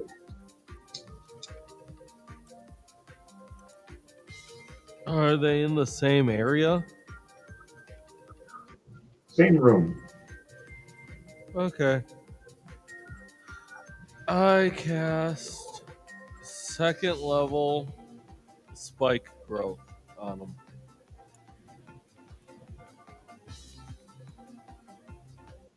Second level spike throw. Mm-hmm. Basically turning that entire area into nothing but spikes. Oh. All right, so the ground, and now does this affect us as well, your friendlies? Because we're all standing in the same room. It's literally the ground. It's a 20-foot radius. That's why I asked if they were next to each other. They are within the same room, which is still within 20-foot radius. So are we. The whole room engulfs and sputters around all of us. Note to self: do you want to warn everybody not to move, or Those that can fly, fly. Otherwise, stay still. the sorceress says, "Good to know." As you see that He's levitating. Droll's actually hovering. Yeah, they're all hovering. As you see the sorceress that blasted, you guys start hovering as well. And Edward hovers as well. Okay.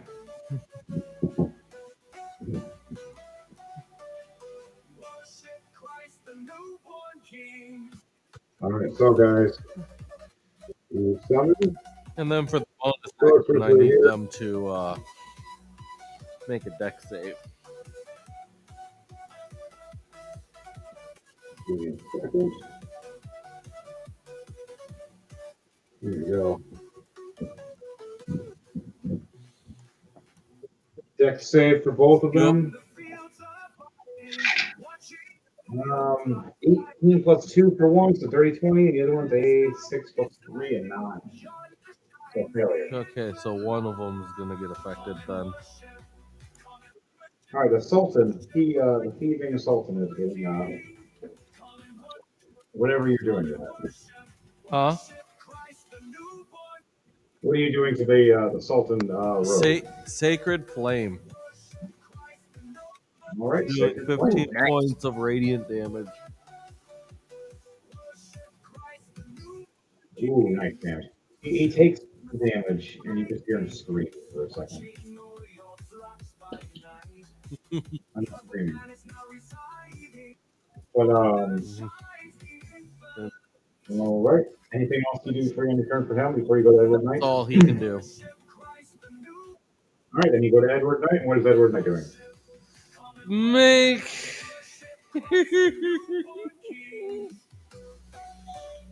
I'm gonna have him make a deck save. Have them both make a deck save.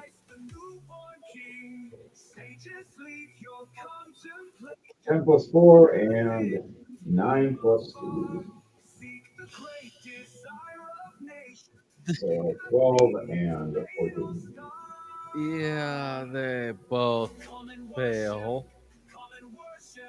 To my second level flaming sphere. Taking 8 points of fire damage.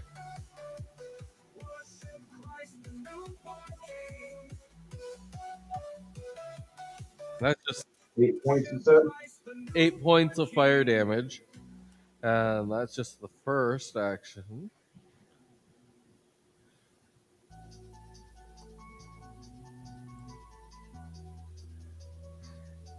Next,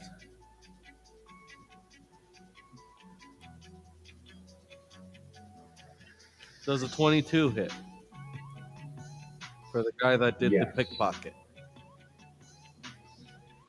Yes, it does. He is taking 29 points of fire damage from a firebolt.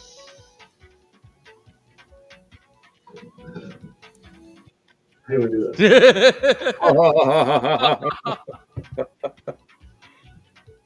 So Edward He's having a bad day. Edward just looks around and is like, he looks back after he gets attacked and is just like, really? Is that it? Did you forget I'm fire? Snaps his finger to create the sphere. And as he's inside of this sphere, all of a sudden, just a firebolt, like almost like a bullet shape. It just comes flying straight at him, hits him in the chest, and just instantly engulfs him.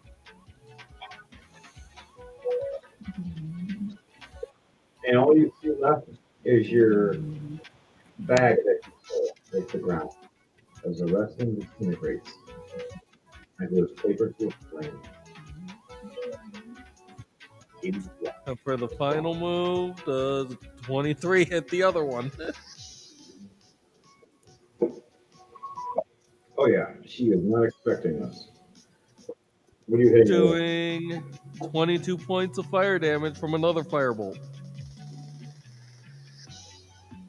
You hit her as a fire sorceress. She takes 11 bucks. So. She raises her hand up and absorbs some of it and looks at you. Looks like you and me are probably in a standoff. And her eyes glow red. What are you gonna say to that if she says that to you? It's like, so you are fire as well. Well, how about this then? As he holds acid splash. He holds his final action acid splash.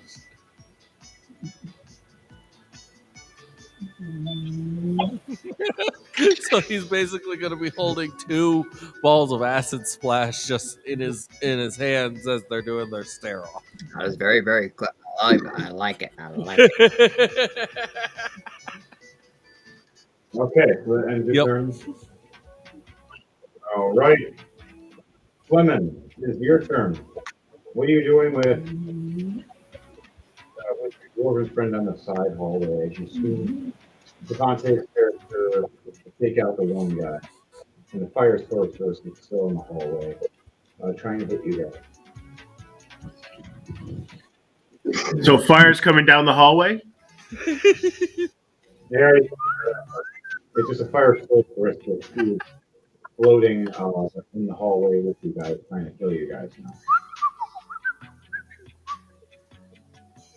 Well, Edward Knight has balls of acid in his hands. After setting the place on fire. Right? Half the room is on fire, by the way. Are there any enemies nearby? That's the enemy is the fire sorcerer.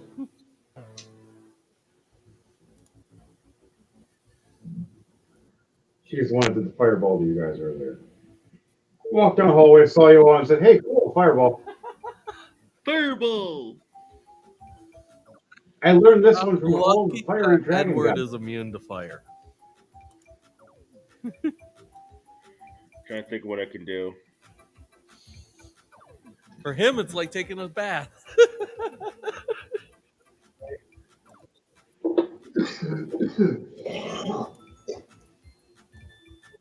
The only thing that would hit you is the percussion damage. You get knocked back by a shockwave. So you can either attack her, you can talk, you can walk down the hallway. I'm going to attack her Sweep the floor. All right, what are you hitting her with? with my quarterstaff of cleansing. All right, cleanse away. Cleanse the A other 16. 8 plus 8. Nice. Nice. thing. You just hit the AC. Roll for damage. Okay. 4 plus 4, 8. 8 damage. Whack! As she loses her concentration, falls to the ground from hovering. Takes an extra 7 points of fall damage. All right, you still get one more attack with that attack. What is that physical attack going to be now that she is eye level with you? And then I take my staff, put it under my armpit, and then do a force and an open hand push in her sternum. All right, roll for attack. Or unarmed strike. 19 plus 7, 26. Yeah, definitely hit. How much damage are you doing? 6 plus 3, 9. 9 damage. How do you want to do this? Oh, I literally, as I twirl my staff under my armpit, like really cool ways, and I just push right into like an open hand, push like sumo chop right in the middle of her midriff, winding her. And just knocking the wind out of her, she's just gasping for air, trying to breathe, and she can't. And she was stepping back, realizing she looks down. The lower part of her ribs is broken. That just made a She's like, comedy "Oh!" scene too. Right? And she just steps back, and just falls down. Her staff hits her in the face. I just picture it as we get into the standoff, and the next thing you know, we see this massive orc. Whoom! And I'm just standing there like, hmm? I'm gonna kick your ass. Whack, whack, whack. Damn. Huh. I take back what I was said. He's gonna kick your ass. That's not for you. Okay, Fleming, you still have a bonus action. What is that? I'll pull it. Good answer. All right, your turn is done for that. Now Scattermace walks around and looks around. So, I'm not sure what we do here, but I think we go forward. Good job killing everybody before I got here. I didn't have to shoot anyone. Yeah, save ammo. He just walks. Oh yeah, thank you, dwarf. You should clean that over there. That's what you dwarves are good for, you know. That's why high elves love you cleaning. Just walk past you. He's a dick, by the way. All right, back to the other hallway. Jordan, you have American Valor. Chris, you got Grismont. What are you guys doing down that hallway now? As there still is that bard staring off against the orc and you other two. We're going to start off with Jordan first. American Valor. yes.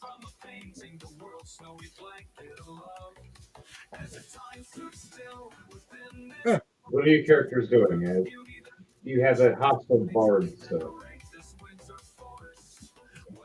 So Bard is a threat, eh? Yeah. All right. Well, Merrick is going to right off rip draw his 6th card, and he's gonna immediately use it right off rip, and it's the King of Hearts. He's gonna summon a knight and 4 guards before everybody.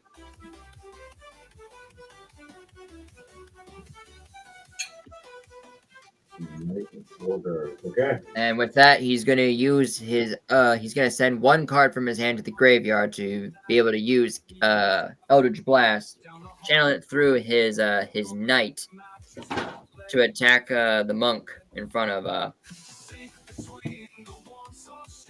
Bard. Okay, so these 5 knights appear right in front of this bard. He's like, wait, whoa, you guys have security? I didn't know that. It's 1 knight and his 4 guards. That's what it is. But yeah, we'll just say five knights. They're just going off as pretty much just 5 guys. That's a +8 to hit. So it's 2 attacks I get to do.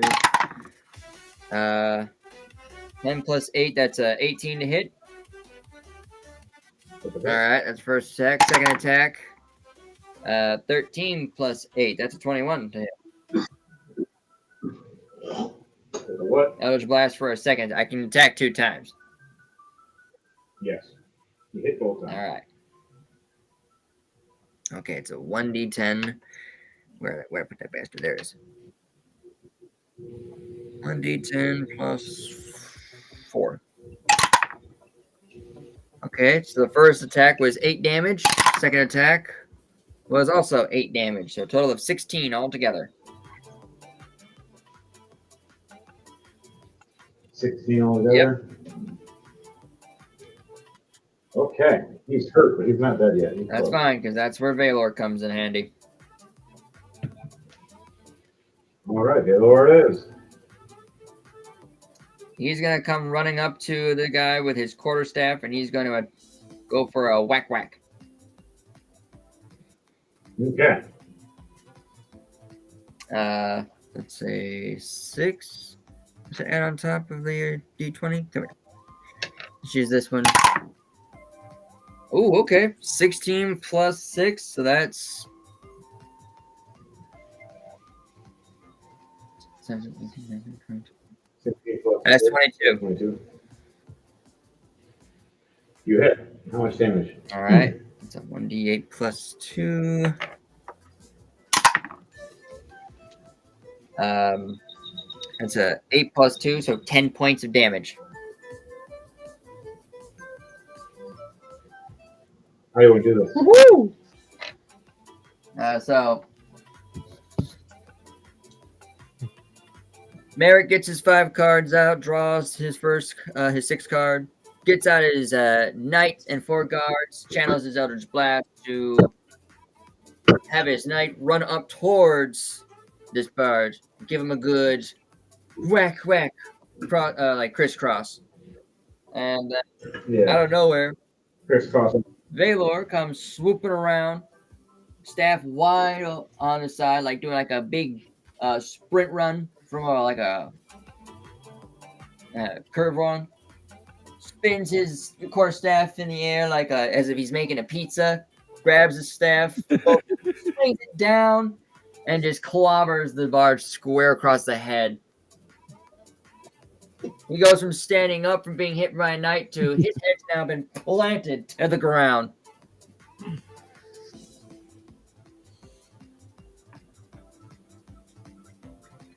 All right. And you just watch him just lay flat and just die. Yep. The hallway is now Shit. clear. The hallway is clear for now. Is there anything else you want to do before you head forward down the hallway? Or check out the other rooms down the hallway? Yeah, I'll keep the knight and the 4 guards with me as kind of like to make it look like, yeah, we've got bodyguards guarding us. So hopefully the enemy will attack them instead of us.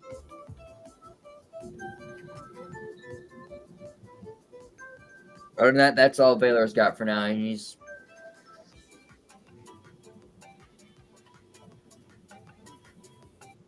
Okay. Now that we have that set up. Grismont, what is Grismont doing? Do I still have that blade in my shoulder? Yeah. Grismont very abruptly just rips it right out of his shoulder. Okay,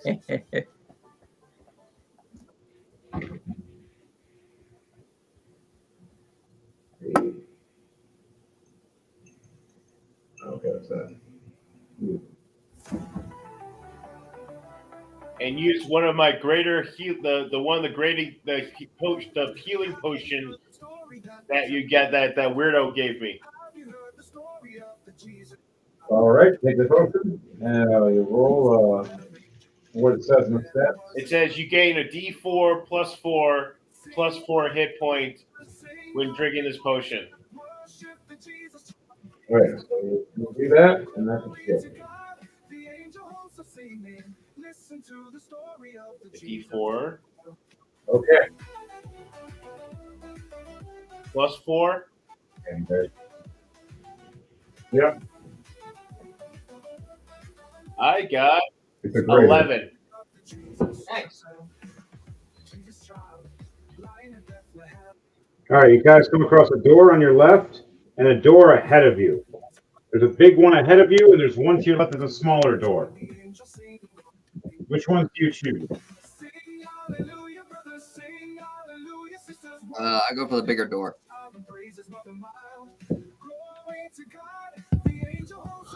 Droll goes for the larger door, but Edward goes for the smaller door.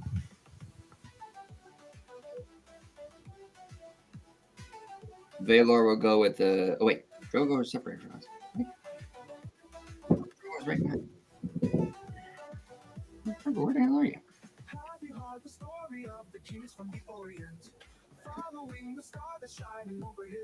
Is there a third door?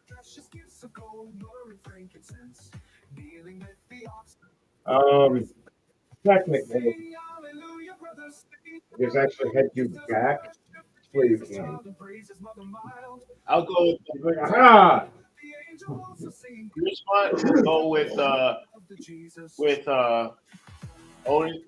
Oni's characters, and Clemens will follow DJ's characters. All right. Well, which one of my characters? Because mine are splitting up. One's going one way, the other's going the other. So which character? Probably draw. I'll take Drawl then. Really hard to follow a guy that can jump through shadows. Mayhem knows. He chased Edward Knight many times. Never caught him. Except for the one time by accident. It was just, he freaked out, grabbed him, threw him. Went, oh, you're real. Oh, wait, that was you. Come here. One and only time.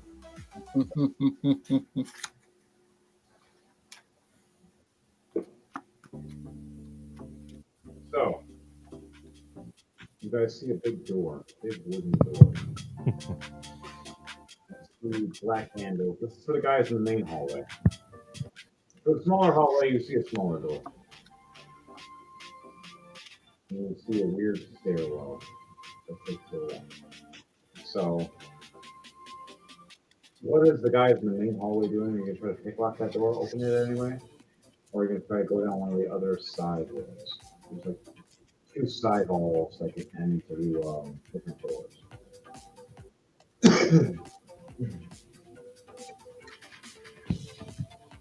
What do you do?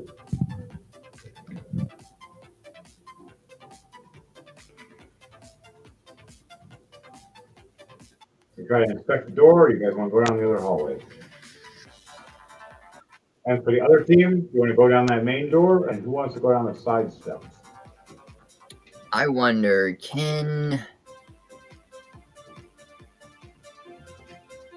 DM, do you think my cards are able to walk through walls or no? They are an illusion after all. That is true. I say to a certain distance of AoE. They can't completely walk too far without you.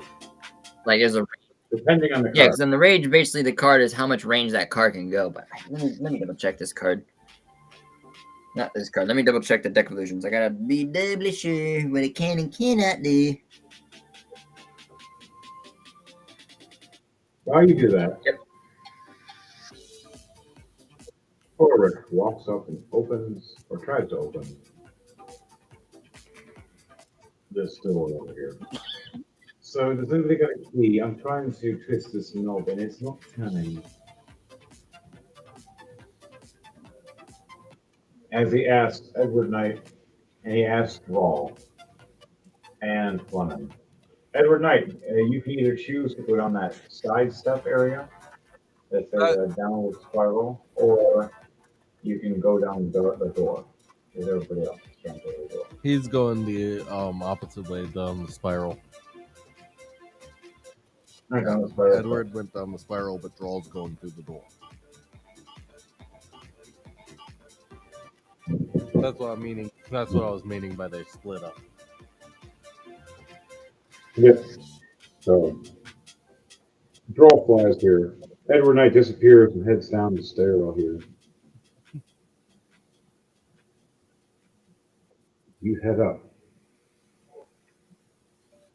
Oh, it's this one. Yeah, there's not really much Droll could do. All he does is just pull out a crowbar and says, "Maybe this might help."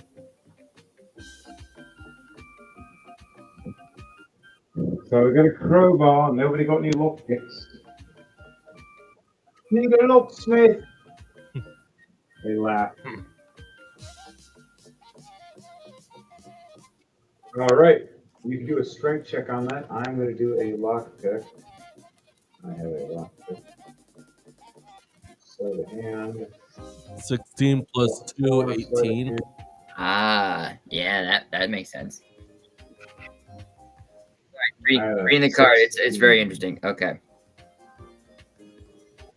All right, so as you're prying, I try to unlock it, and we hit it just right at the same time. You fling it right open. There. Pro to the con, the trap activates. Oh, you hear that sound?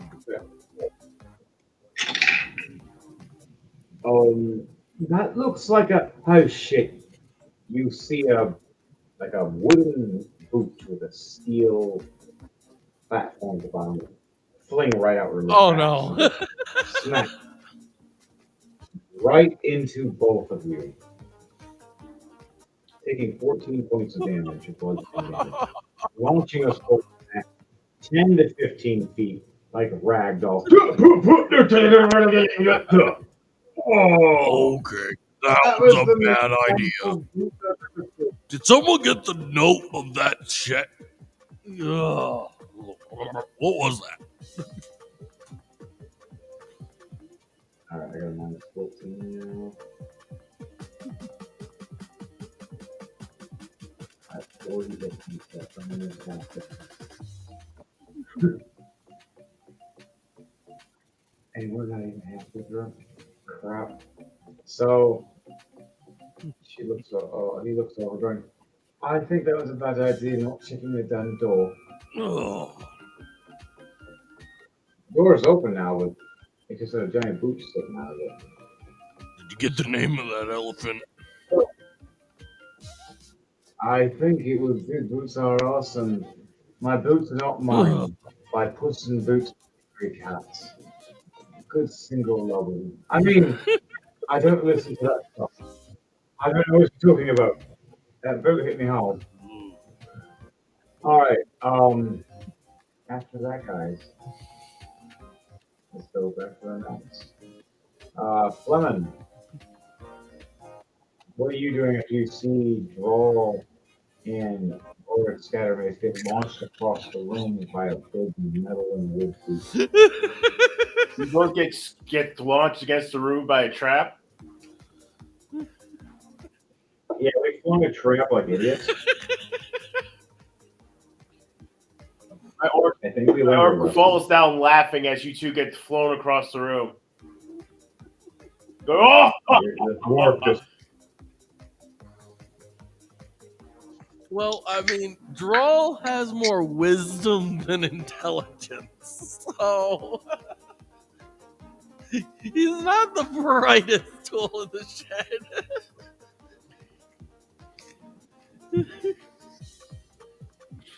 right. I'm not the sharpest crane in the store.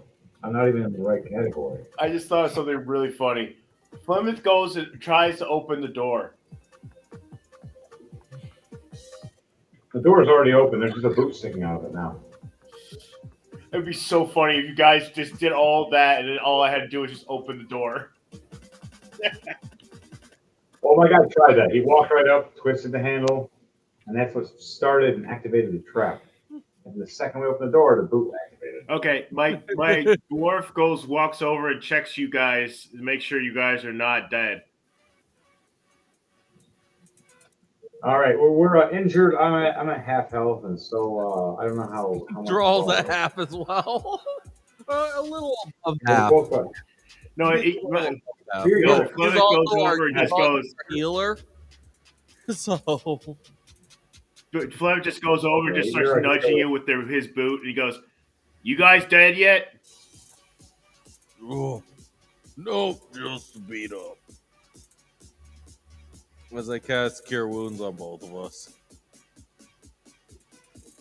Well, at least I don't have to carry you. Let's go. And starts, then my dwarf starts walking towards the open door.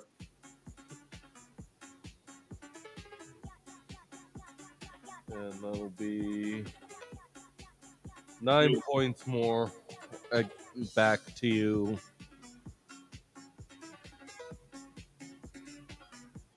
Okay. And same to me.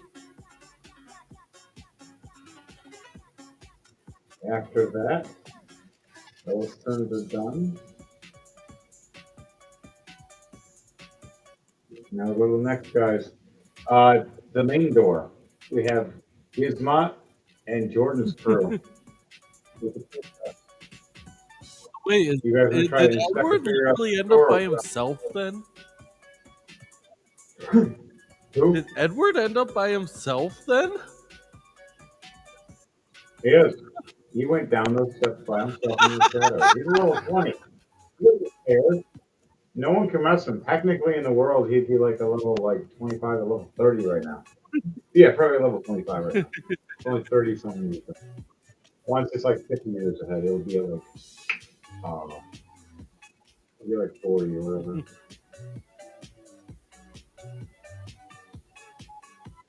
So he's just heading down the hallway, not giving a crap because he knows he can just destroy anybody in the shadows. It's very dark down this hallway. You need to shoot. Luckily, he has dark vision, so That works perfectly for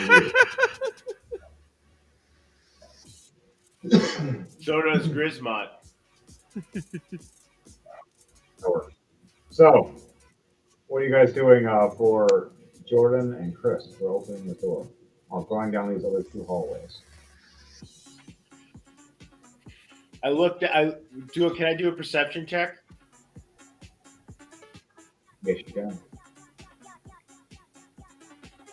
So the guards and the 4 guards and knights, they can go about 30 feet away from me.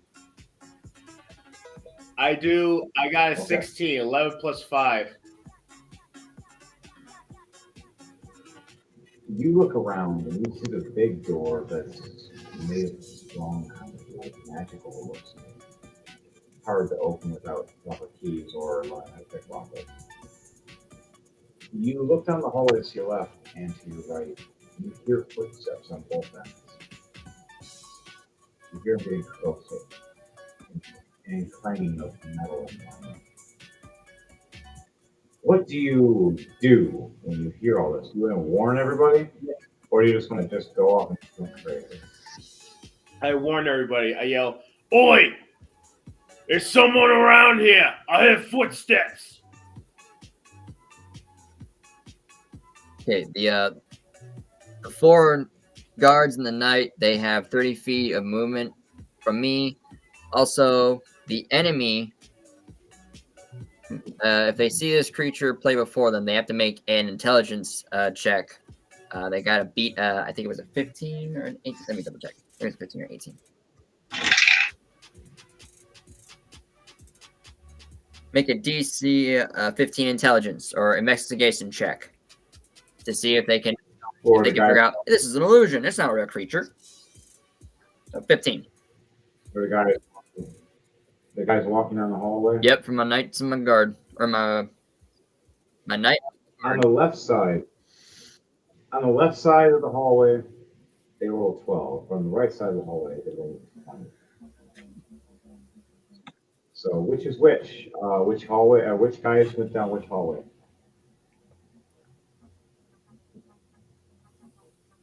I will send them to the left side of the hallway. Okay.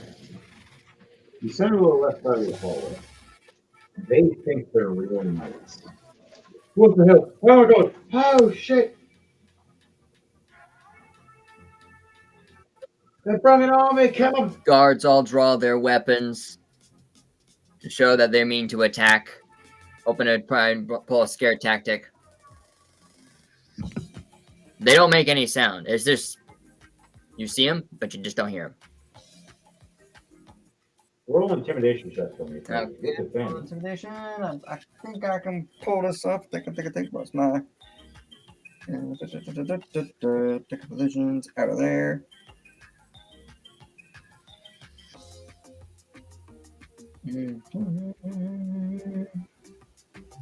+4, cool. Oh, yeah, we're using this die first. Okay, so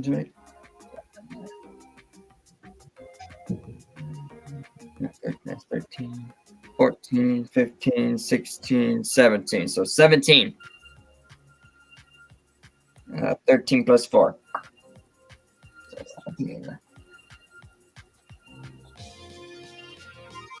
They believe they're real. They're terrified, and it turns tail and run down the hallway, opposite direction, and close the door behind them and lock it. Guards will form in front of the knight as like a shield wall. Knight will put his sword away and point towards the door, toward like door's been breached, but prepare to, prepare to breach. He's actually doing like, knight commands, like as if he's commanding an army, like, the door's been breached, prepare to breach it. And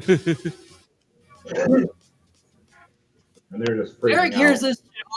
These creatures may have voices and sounds. He hears these cards talking. It's just everyone else around him saying they don't hear. They just see it, but they don't hear a damn thing. Unless you hear a boom, or a zap, or a crackle, pop. That's the only sounds you'll get out of that. Wait, so wait. Oh, so are you making Rice Krispies then?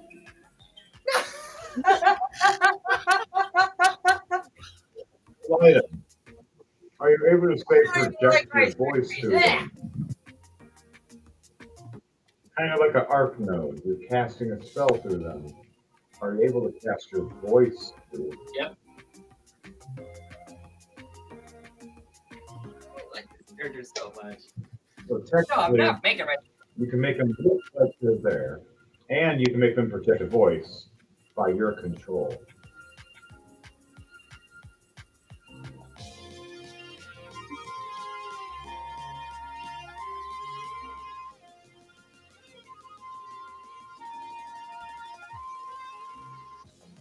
So, what else are you doing? As the left side is clear, the right side still has knights coming down. Valor is going to go on the right side. He's going to try and do, how many feet movement you had again, buddy? I forgot completely. I know you got more feet movement than, Mary, come on. He has, how many feet movement?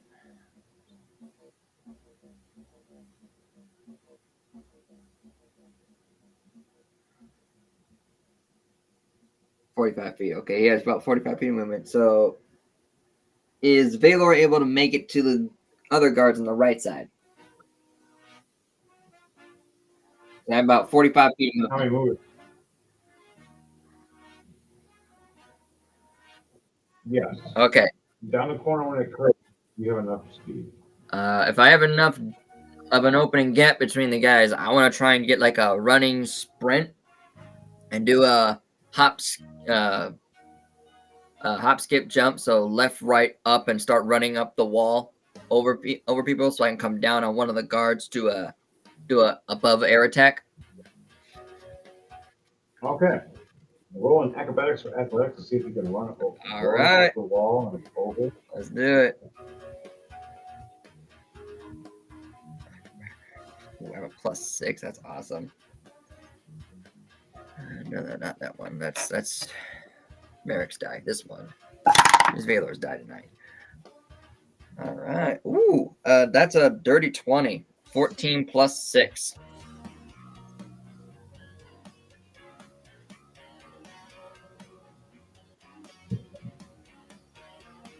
$14 + 6. Yep. Okay.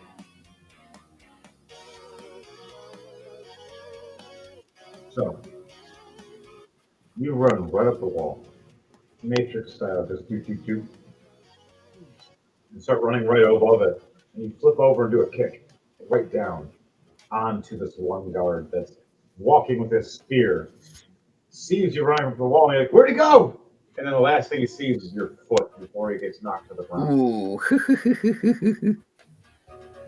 How much damage does he do? Okay, so if we're doing that for physical, I'm gonna go to his. Let's see, what was it? Unarmed strike. Oh. Nice. It's a 1d8 + 2 for bludgeoning damage with his foot. Ooh, okay, cool. That's 6 + 2. That's a 8 for bludgeoning damage of unarmed strike with my feet.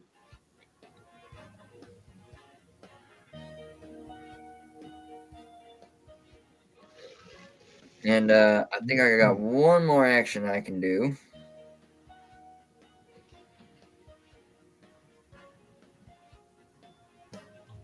I want to try and do like as I land my foot on his head, I want to use my staff to kind of set to the ground from where he's at. Use the momentum of me flipping around him, and then using the staff to like push up, and then I'm gonna try like I'll pop him from the head down as I flip. I'm gonna have to I'm gonna stick figure this after this. Oh my gosh! At first, it's standing upright, and then he's completely on his face, confused, hurting, almost unconscious. Oh, that is a nat 20. I will take the pick right now.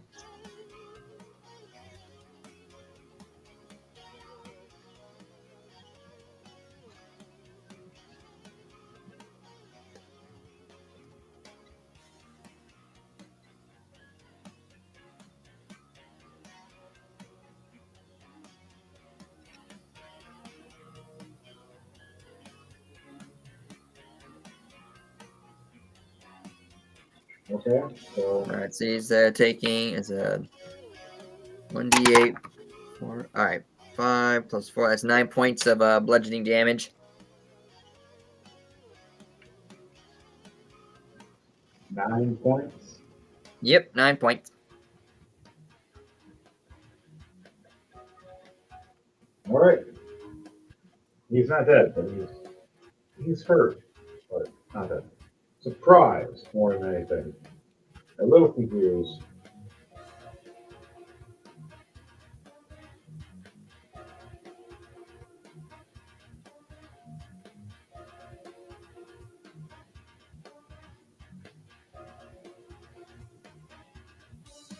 But that is all that Baylor can do this end of his turn.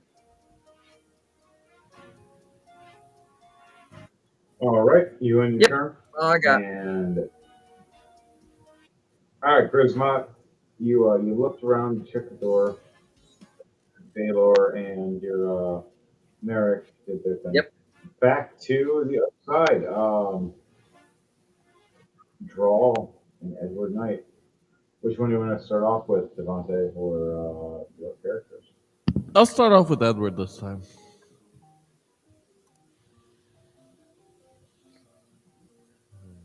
So I'm going to do a perception.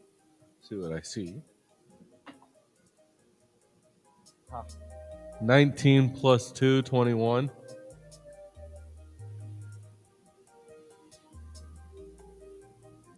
Yes, a 21 is succession.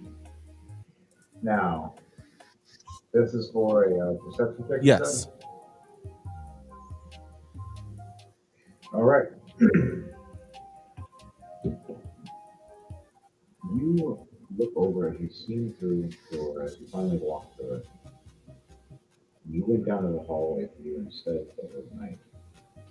You go down many steps, and it heads you down, then back up, then down, then up, and sideways for a second. You're a little confused on that one. And back to a normal steady flow. You head back up. You hear an opening room area and frogs cheering.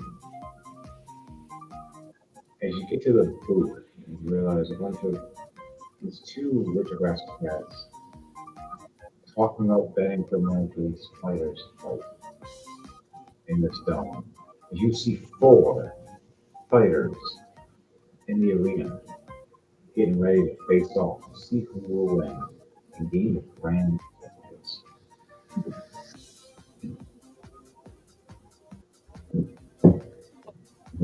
Well, that brings back. A barbarian. As Edward sees this, he just says to himself, well, that brings back memories.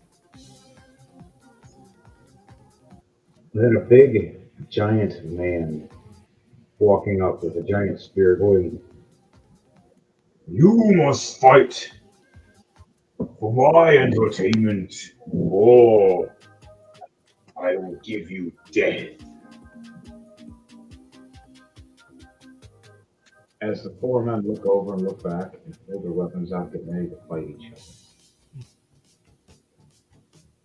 a gong rings off. And they all start fighting as you're sitting there watching. Now, do you just want to sit and watch, or do you want to do something? As you see the two aristocrats sitting in the crowd with you. I'll sit and watch for a little bit, keep an eye and see what's going on. Okay. I'm going to roll for the four guys for a second, and then I'm going to shift over to the other guys. 4, 3, wow. 11, and 8. Okay. So, the barbarian gets an 11, hitting the highest. The most damage for the win of that turn to begin. The knight, hoping everybody was thinking he would have got the best, but he got a 4. He got ripped up quickly as he was surrounded first, and so did the barbarian. 8 and 3 for the other two, as they were cut down by the barbarian not too long after the knight. Barbarian stands victorious, holding his axe covered in blood, raging, screaming. She was sitting there watching as a maid person walks up and hands you some hors d'oeuvres and a drink, and you're just sitting there scrunching and munching. They know who you are. They know who you work for. No one ever was purposely being hostile to Edward Knight. Only the fire lady was, because she was just more of had a grudge. The rest of them know that you work for Crom Funeral. The perfect guy.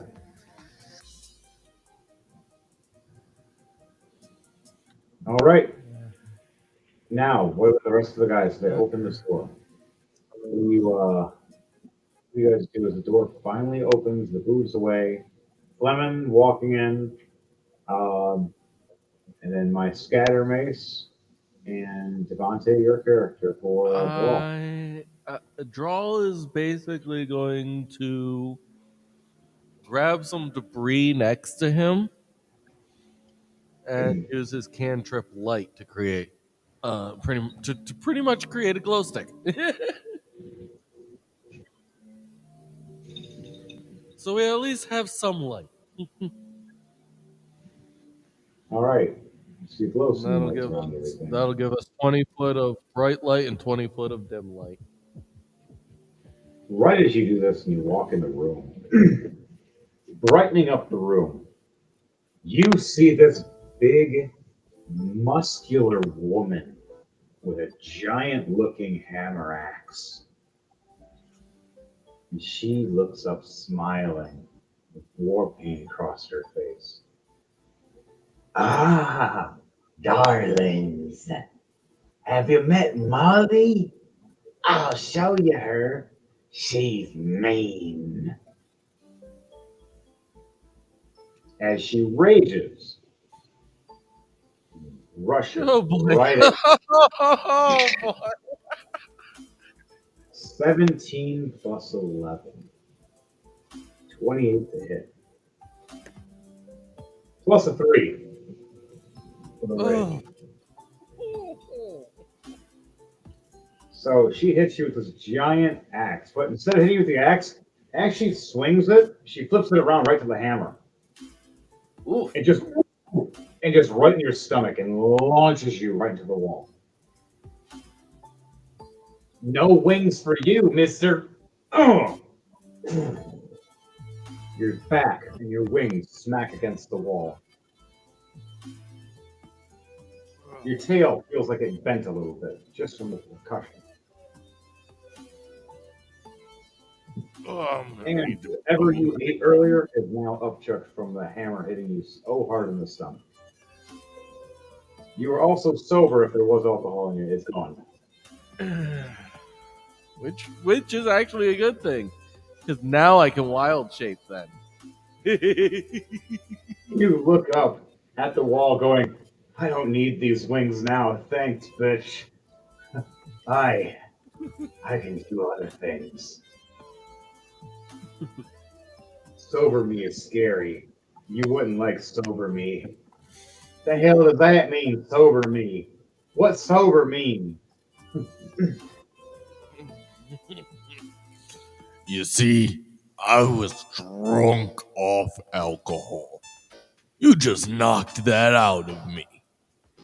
And now, and he grows into a massive gorilla.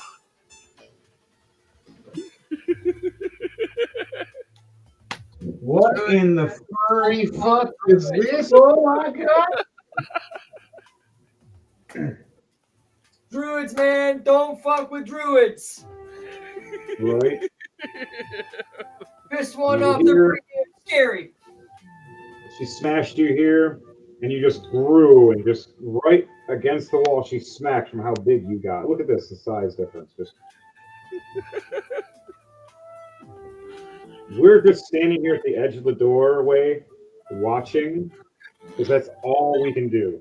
Is just sit here going, huh, wow, I forgot you even can do that.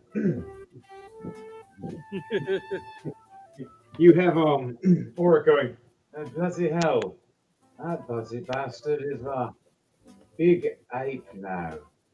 I forgot when he's sober he can do shit. He's always fucking drunk. Isn't he our healer? Why did you heal me, you son of a bitch? I'm hurting!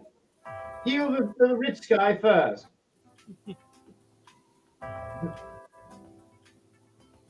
But that's the end of Oric's turn. What does the Fleming do?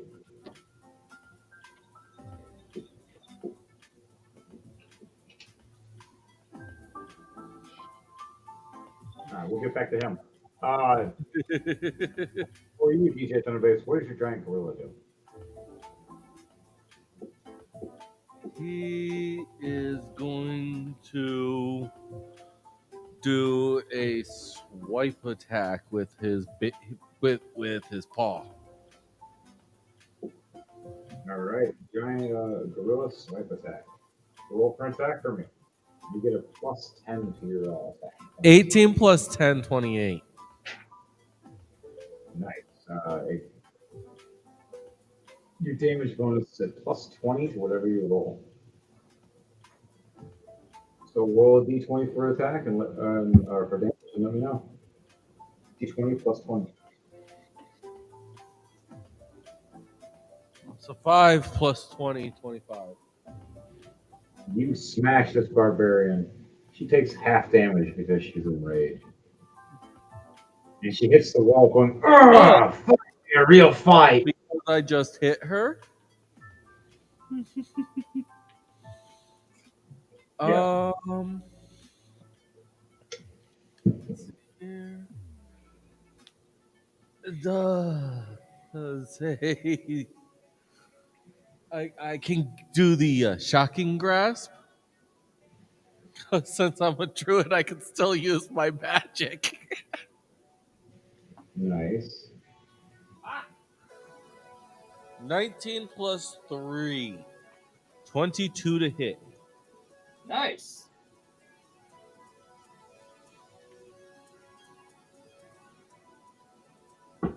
Twelve points of lightning damage. Now that goes straight through because it doesn't work for rage. She gets zapped. You see her skeleton for a split second as you zap her with your giant electric paw. One more swing from the other paw. Oh, and this one's a 19. It's a 29 to hit. Definitely. Okay. Okay.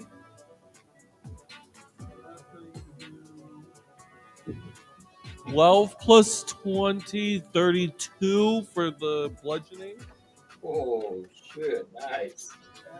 And does a 19 hit? 19 goes there. Yeah, so all bludgeoning, though, and physical damage is halved for the rage. Yep. And that's 11 points of electric of lightning damage. But yeah, the lightning damage is severe. Mhm. Yeah, I was just doing all the calculations real quick. So Brawl just messed her up. She had no idea what was happening. She's not dead, but she was sitting there Then he- bleeding. And then to end his turn, he just does a roar to the sky while doing the banging on while beating his chest. Nice. So, Chris, you there? You ready? Yeah, I'm here. All right. What's Fleming doing? As you walk in the room and see Devontae turn to a giant gorilla, bitch slap this barbarian girl several times against the wall like a ping pong. Like ding, ding, ding, ding. Just and just every time you see a spark of lightning as she smacks against the wall, like it's generating friction of static electricity in a comedic form. So the barbarian's still going all around the wall, bouncing off the walls like a pinball. Yeah, no, and she's like standing there now, covered in blood, holding herself up by her axe, and trying to look up, going, "Is that all you got?" And she's a little past half health finally, but man, she took a wallop because she took half damage for every physical hit, but the electric damage ruined her every time. Like, And it's only the barbarian in there. yeah, just the barbarian girl in there. I was making her pretty tough. I actually forgot that Devontae could just be a druid and just. The second I was like, "Oh, you're even still around." He's like, "Good, because I can wild shape." And I'm like, "I forgot you're a druid." Yeah, that's the only reason I wasn't able to wild shape is because he was drunk. She knocked him sober. Oh boy. My Flemeth goes in for the attack.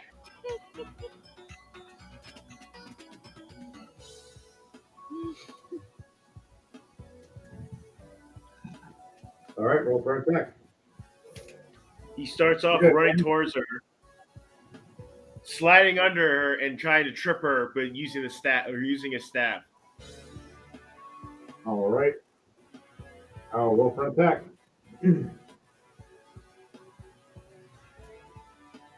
16 plus 8, 24. You hit. As her AC is 16. 6 plus 4, 10.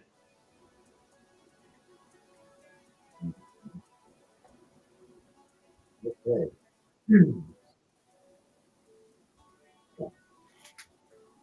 She's hurt. It takes half damage for the anything magical, though, is half.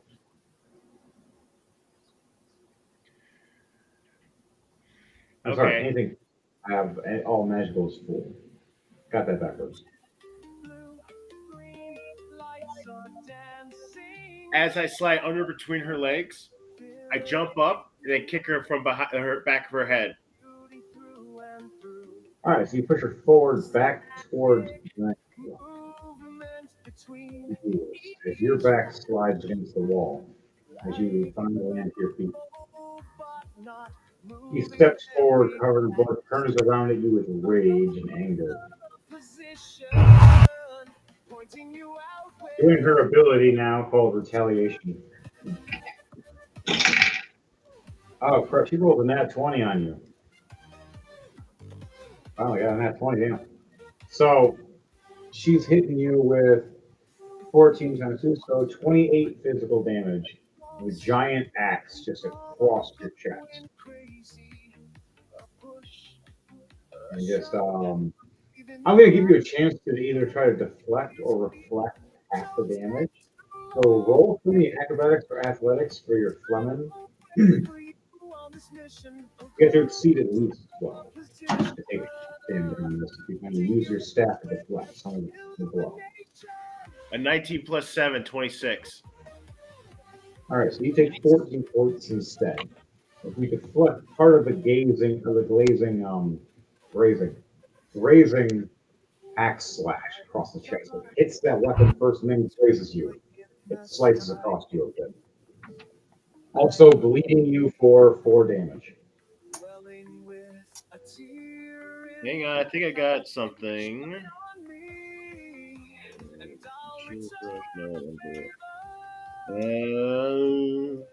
Defense braces. Wearer of this, the braces gain a 2+2 bonus on armor class. If the wearer is not wearing armor, which mine is not. Okay, that's good. All right, so that last point of damage, you're going to worry. Okay. Anything you say before you end your turn for that character? I can't think of anything. All right.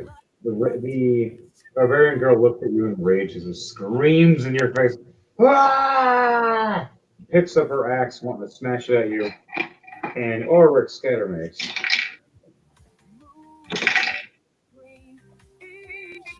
That's a score. 1, 2, 3, 4.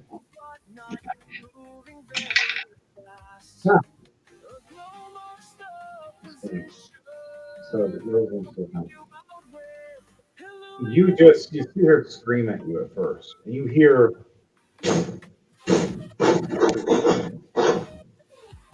just her shoulder hit, another shoulder hit, and then you see the back of her skull. And then again, and then the rest of it, her head just comes right off in front of your head. And her body just drops to her knees and falls, blood pouring out, taking 80 damage from my 2 shots. I hit a critical on her, by the way, of 2 nat 20s, 1 per shot. Nice. So, Nice. Splat all over. Just you're sitting there going, aha, I can kick your ass. And she's like, ah! And you're just covered in her brains. You're just like, I gotta clean this. By the way, did I take damage? It was 26 damage, right? For what? What did you say? With the attack slash, she did with her retaliation. She slashed for 26 damage, wasn't it? It became 14 damage because it got halved because of your deflection of your staff. Just wanted to keep myself on track. Cool. Can my dwarf pick up her axe? Yes. What is your strength at? Your modifier. My strength is 16 plus 3. Okay, you can lift this axe.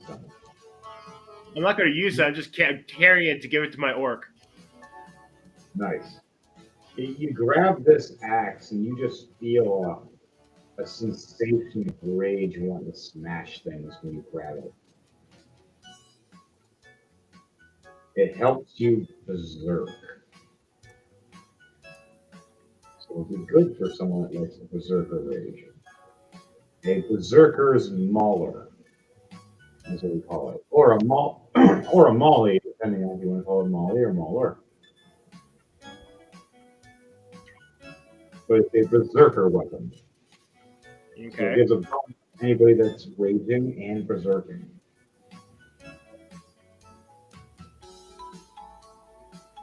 It's a unique weapon. I custom it. Okay, you pick it up. Orc Scatter Mace. So we go join Gorilla with a dwarf covered in brains, a dead barbarian chick. Super dead, I'm sorry. Had to. And we have to get through this other door. I really don't want to picklock it. He points his gun arm and just starts shooting at it. Oh, jeez. Hey, we didn't roll that one. He blasts the door and you see like 8 holes. But it's still standing, going, I'll give you this. I have respect the door. Whoever be behind it, though, I feel really bad for. As you hear as there was a guy standing behind that door waiting. Was waiting. Just got a bunch of holes right through him. And wood chips. Was not expecting that part. Okay. Now we're done with that room. Back to the center area. What are you guys doing? For Jordan and for Grisma. For Merrick and Valor first, and then Grisma after. All right, so the door that the knight and 4 guards were standing in front of, has that been opened? Or has it still been closed? Still closed. Okay, I want to try and use. Valor is not Valor. Merrick is gonna run up a little bit up closer towards the knights and 4 guards, and he's gonna try and channel a Eldritch Blast into the 4 guards and the knight, and they're gonna all do like a shield wall, run through, and try and bust the door open. Oh, like a weaving energy hit for the door. Yeah, but I got to discard a card for that. That's the only way I can make this work. So, All right, roll for it. And let me know.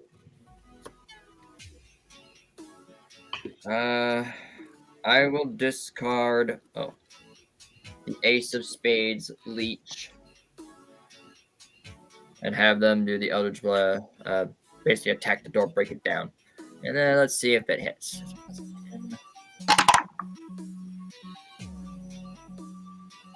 Ooh. 13 plus, what was it? What was it again? 13 plus what?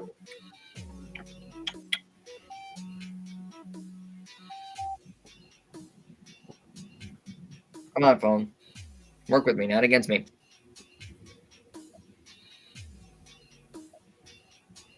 Remember, folks, be sure to like, share, comment, and subscribe. Oh, What yeah. do Ooh, So, that's 21. 8 plus 13, 21. all you guys run for a shield bash against the door as they're looking through the holes going, what are they doing? Oh, no! They hit the door, and you see the door break and fall on top of them and squish them. Ah!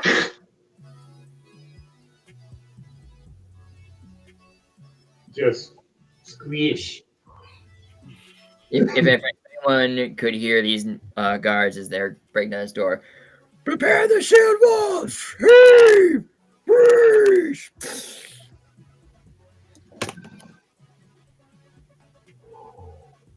Victory.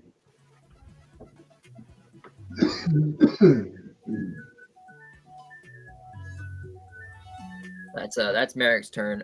Valor is going to run up towards the next guard. Oh wait, no, the one that Valor attacked. Is he still standing? One of them still is, and the other one, there's 3 in that room altogether. Oh, there's 3 in that room altogether. Yes. Shit. Can I do? Am I able to? I think I could do it. Hang on. Monk dope shit moment.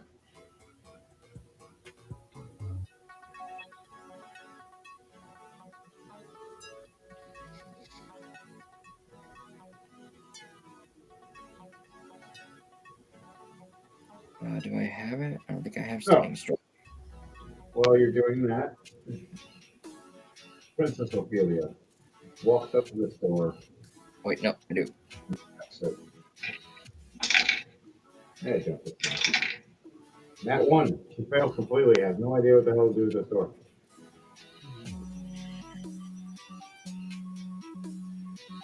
Probably be ending today. To be continued tonight. Valor is going to use stunning strike on one of the guards. Stunning. Okay. Roll stunning strike for me. All right, I gotta use a key point for my attack. It's basically I'm doing an attack on the guard, and I'm spending a key point. It's stun my opponent, but it's a con saving throw for you. So for you, it's a DC of 10. Well, I rolled a 10 plus 8, so that's 18 to hit. You hit. All right, then you gotta make a DC of 10 for Constitution saving throw. 5 plus 1, 6. All right, he fails. He is now stunned. He's just standing there clenching his spear and his shield and can't move.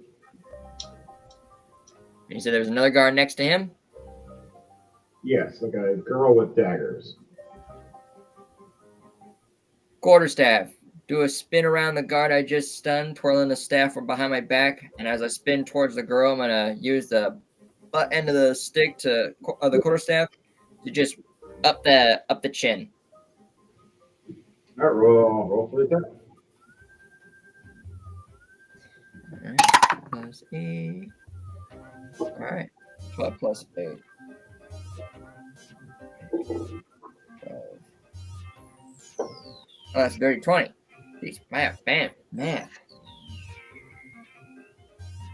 12 plus 8, dirty 20. How much damage you do? With the quarterstaff.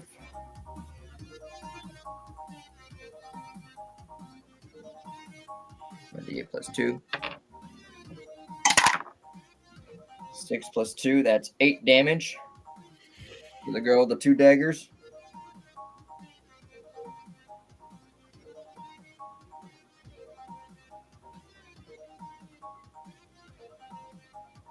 All right, not bad, but And then final action for Valor, he's gonna go from hitting her up the chin. He's trying to break the neck with the contact, but since that didn't work, he's gonna just twirl the staff backwards, loop, as he reaches his arm up, and he's gonna just loop, pop back down on the person's on the guard's head. okay. Let's see if I.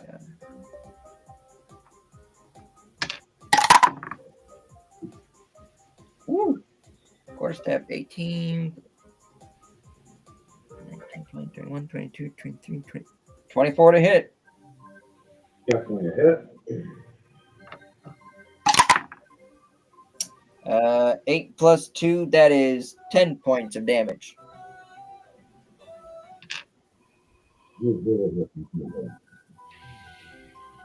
What? This one is the key point.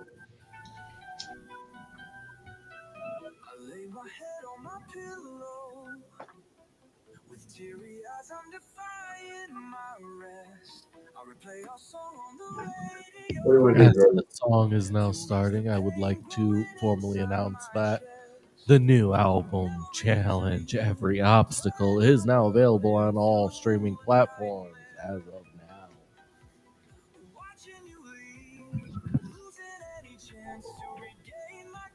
Ever.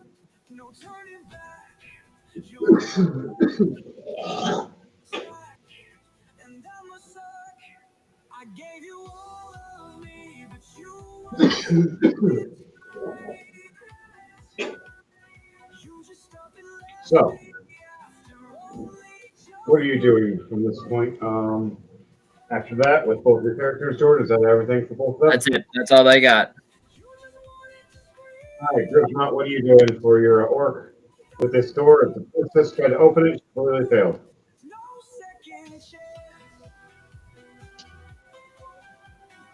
What do you do, Chris? I do a perception check to see what's going on. All right. Well, perception check. 19 plus 5 for 24. Okay. You see the giant door and the princess trying to work on that. You look down the hallway and hear footsteps getting closer. You look down the other hallway where Leiden went and just decimated that hallway. Anybody else down there with destroyed now, you know it. So, what do you do?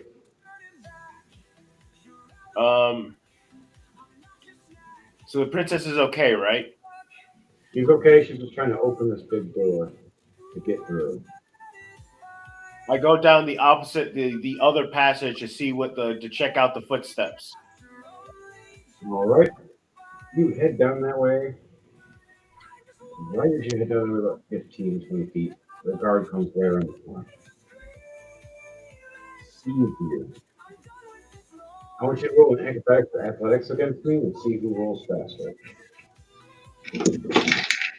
11 plus 10, 21. Okay. 19 plus 5. 24.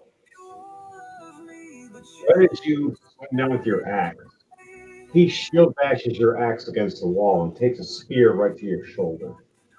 It just grazes and rips your shoulder, giving you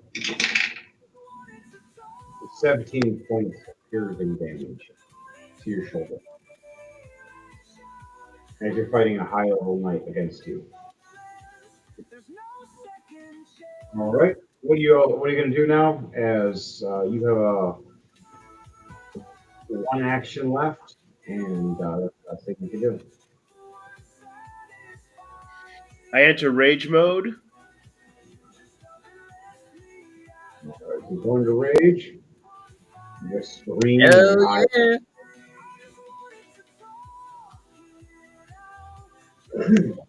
Then I grab the guy's spear.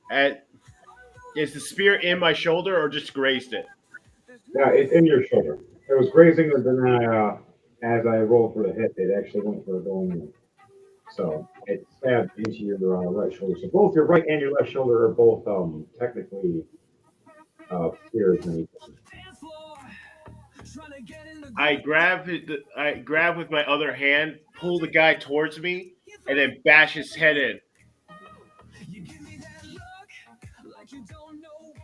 Yeah. Roll for attack, please. Unarmed attack or this is a strength check. You get a strength. 10 plus 10, 20. All right. How much damage are you doing? Roll for damage to do your strength damage. Your strength 4 plus a d20.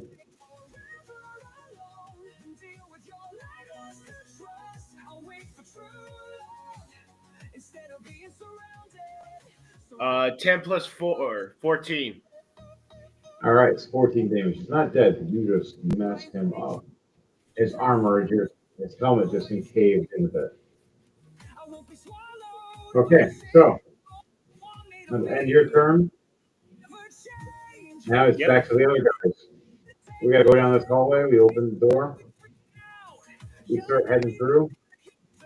And right as Oryx Scattermace walks through, he gets smacked in the head by a staff, by a monk. All right, yep, I failed the dodge, and I failed my save. I'm paralyzed. Like this monk just did a turning strike on me.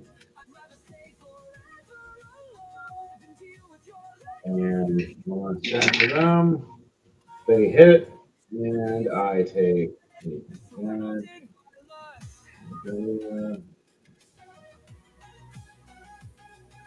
Okay, I'm hurt. Oh, I'm hurt. I'm very hurt. Okay, what are you guys doing for the giant gorilla and for the plummet?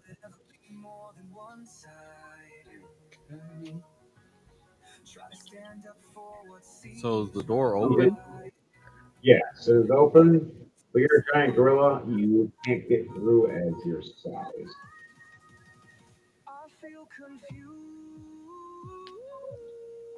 What I'm wondering is, what is the wall made of?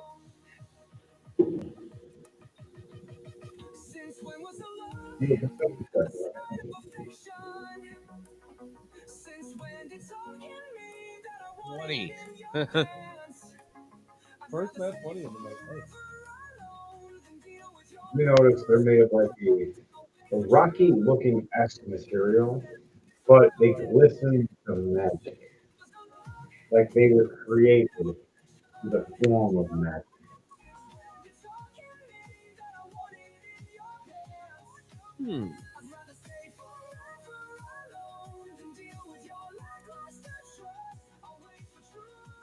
All right, anything else you do? Guess I'll just get out of the gorilla form then. I can't. All I right, can't you go the back door to normal otherwise. now.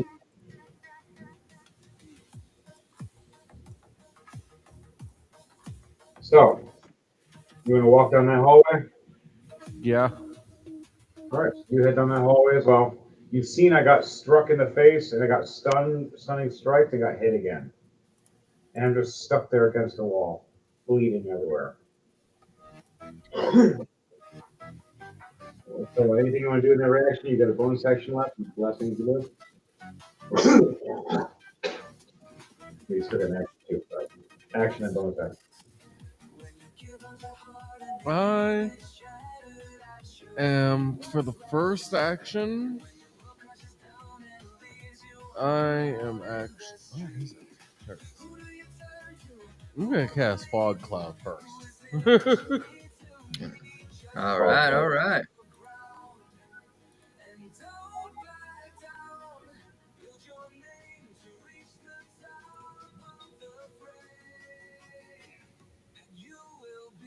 And then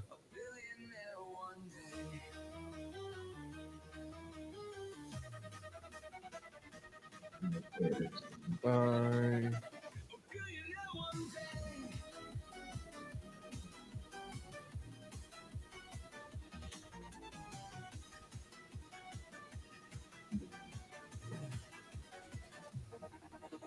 Okay. I'm trying to see what I am gonna hold my bonus action. Okay. You hold your action. One thing I want to do is I can't do due to the fact that you're in there. Yeah. Yeah. Wait a minute. All right. So, Clement, what are you doing when we walk into the other room? Are you following with? Do a perception check to see what's in the room. All right. So you walk in the room and roll the check for me. Gonna have to probably roll disadvantage because I just put a fog cloud in there. Mm-hmm. I got 17 plus 5, 22. All right. So you got to roll with disadvantage, by the way, because there's a fog cloud in the way. So you got to roll one more time. Whatever the lower number is, the one you take out of those two.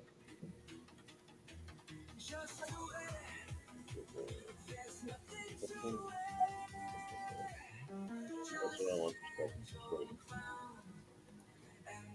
8 plus 5, 13. 13 is the one you take then. You see a cloud ahead of you, and you see a shadowy figure that you swear is Thrall. You hope is Thrall. And another shadowy figure standing ahead of him by a couple feet.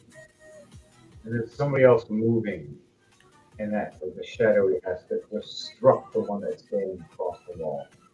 You're not sure who those ones are yet, though, it's too far away. And too dark because of the fog cloud. Hard to see this shadow-esque figure. Droll's the only one you know because how he, big wings, kind of dark, with horns. I'm also the only dragonborn in the spot. Dragonborn in the spot besides Jordan's character on the other side of the room. Yep. I'm trying to think of what to do. Can I attack the shadowy figures? If you want to. It's a 50-50 as to whether or not you hit a It's a ally. 2/3. You have a chance to Probably hit much you two can do if I can't see what I'm allies doing. or one threat or two allies. Which one do you? What the? Which shadow do you want to shoot at? No, I'm not going to attack. You can hold an Oh, action. it's funny though. I'm trying to think of what to do. You can always hold an action and figure it out later. Oh, yeah, I guess I'll just pull them and just wait till next turn. All right, so hold your action. And if something happens, you can react. All right, Yes, guys. and I end my turn then. My turn. I'm stunned. I can't do nothing. All right, my turn's over. All right, Jordan, it is your turn, and let's see.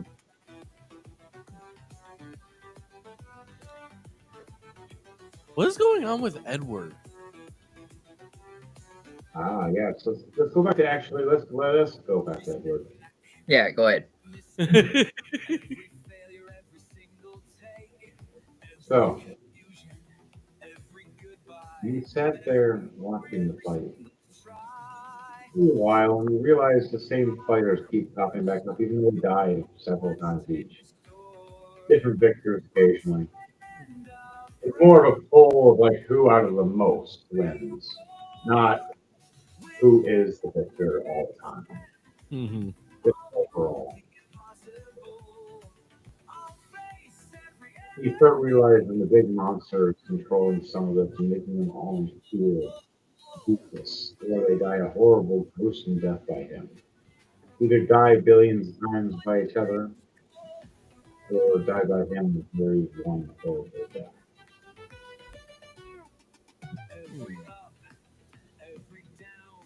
Big threat. He laughs and chuckles as you look. Make your roll perception check to see if you see him or not. No. 9 plus 2, 11. No. As you look over, you don't see him. You look into the crowd. You, as you're doing this looking over, the aristocrats behind you start talking and whispering. Talking to the maid as she walks down fast and drastically. You're looking over, watching the fight, and all of a sudden these big eyes right at your face.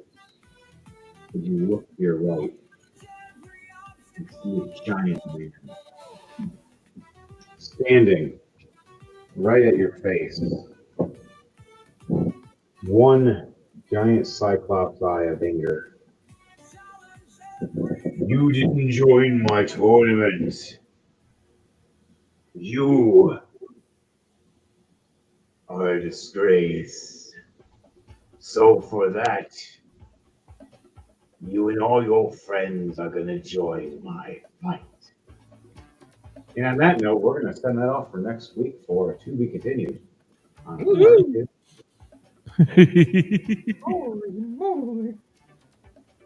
You guys are all in combat in some kind of formal way. Edward Knight just got surprised by some big, angry, one-eyed cyclops with magic power. You guys are halfway through the map. How do you guys like the maps? Crap, this is huge. Holy. Oh, man. I can't wait. I gotta remember to keep these cards as they are. I can't forget. Oh, shit. Yeah, half your guys are messed up, half your guys are okay. Edward was just Or- trying to enjoy a little relaxation, and now he's getting dragged into a fight. Very mean one.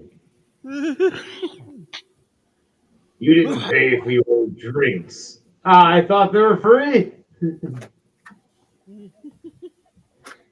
Hey, don't blame me. They just started bringing them. I didn't ask. You also took everybody else's drinks. I Well, thought the then whole maybe train. you need to get better waitresses. What is this about? No tip but a butt pinch. Oh, hey,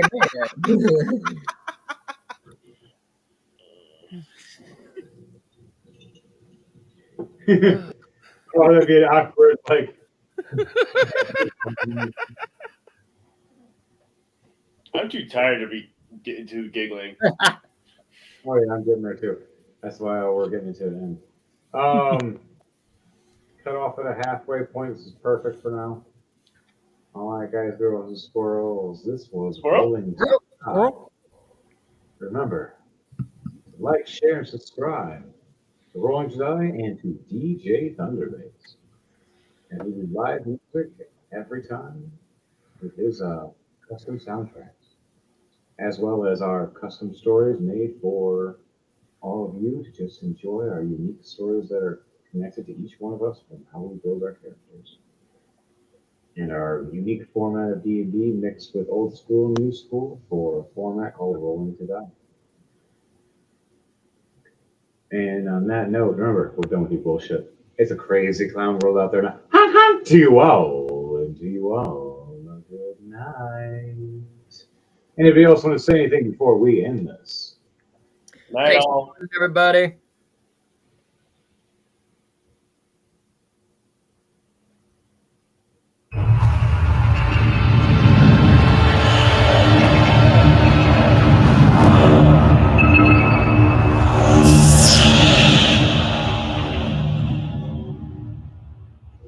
This is perfect for what we're in right now.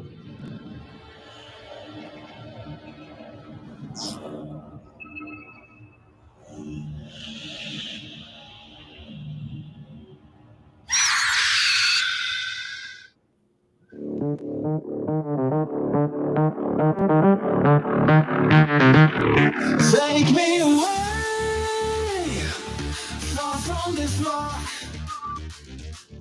I want to travel the sea of stars from my home system to the world afar. As long as I'm gone, even if it's just a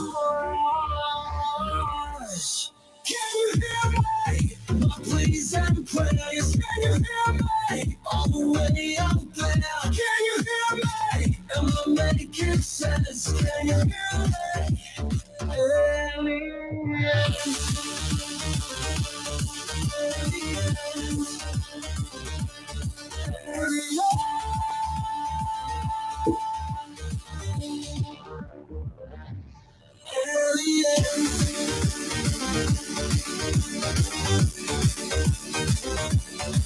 Take me away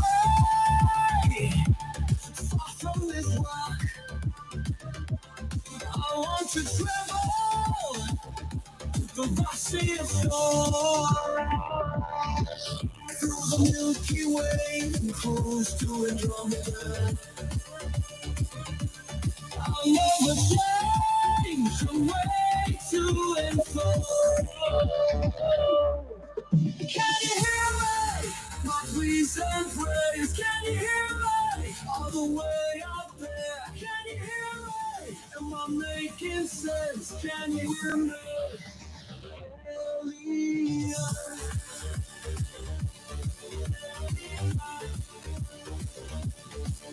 Alien.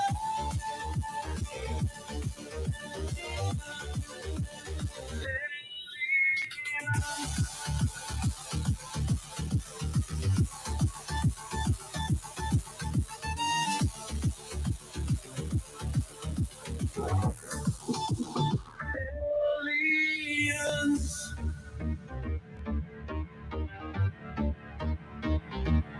Take me away far from this rock. I want to travel the sea of stars. Though I'm just human, all covered in scars.